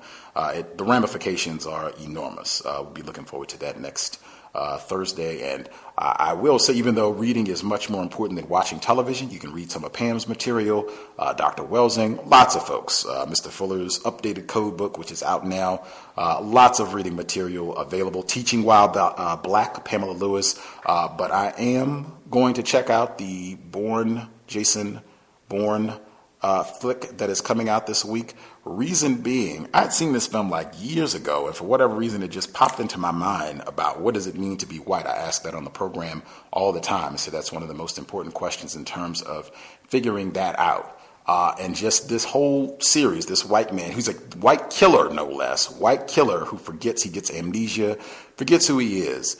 This whole film is about a white person who goes out to a white killer, that's the way it should be stated, a white killer who goes to kill a black person who I believe is a quote-unquote president, leader of a nation. Blatant white supremacy in the film. He's going to kill this black guy, and not just kill him, he's going to kill this black guy and do it in a manner so that it can be blamed on other black people. So he's going to kill this black guy, and when he goes to do it, the black male is holding his child. And so this white killer gets stunning, has a moment of empathy like, oh man, I can't murder this nigger holding his little nigger child. Oh, I can't do it. And so he turns around and he gets amnesia, loses his identity. That, in my view, that's the whole reason why I said, wow, they are really telling a lot about what it means to be a member of the white race just with this film right here. And that's the whole series. He loses his total identity. His complete membership in the white race, his complete white identity is lost at the moment that he is unable to kill a nigger. That's my reading of it. I'm not devoting a whole lot of time right now. If you want to, chat about it, if you've seen it, you have a view, you can think about it, email, write about it, whatever down the road. But I am going to check out the latest installment just to see if that holds through the film. They do keep making a lot of these films for whatever reason, but that's my analysis. You can watch the first one. And I think even one of them is called The Bourne Supremacy. But you can go and check out the first one and see if that holds true. That's what, in my view, what does it mean to be white? That's what it means. You're supposed to kill black people at any time, any place. Not being able, willing to do that, now you have a problem with your white identity, your white membership, if you have a problem with the abuse, terrorism, murder of black people anytime, any place, male, female, child, whatever. Anyway, we'll be back tomorrow. Workplace Racism, 8 p.m. Eastern, 5 p.m. Pacific.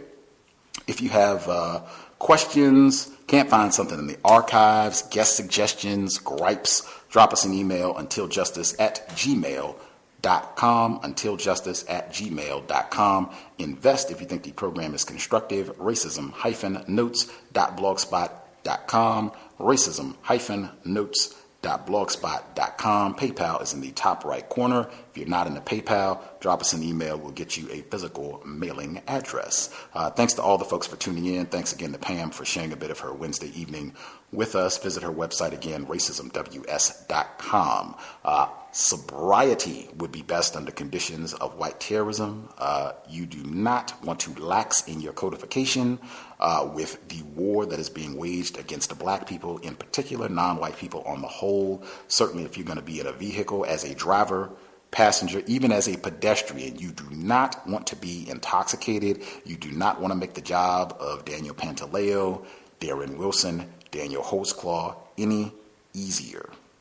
Buckle up every time you're in an automobile. Again, let's minimize contact with race soldiers. Let's make sure we're putting ourselves in position to make phenomenal decisions at all time to keep ourselves as safe as possible.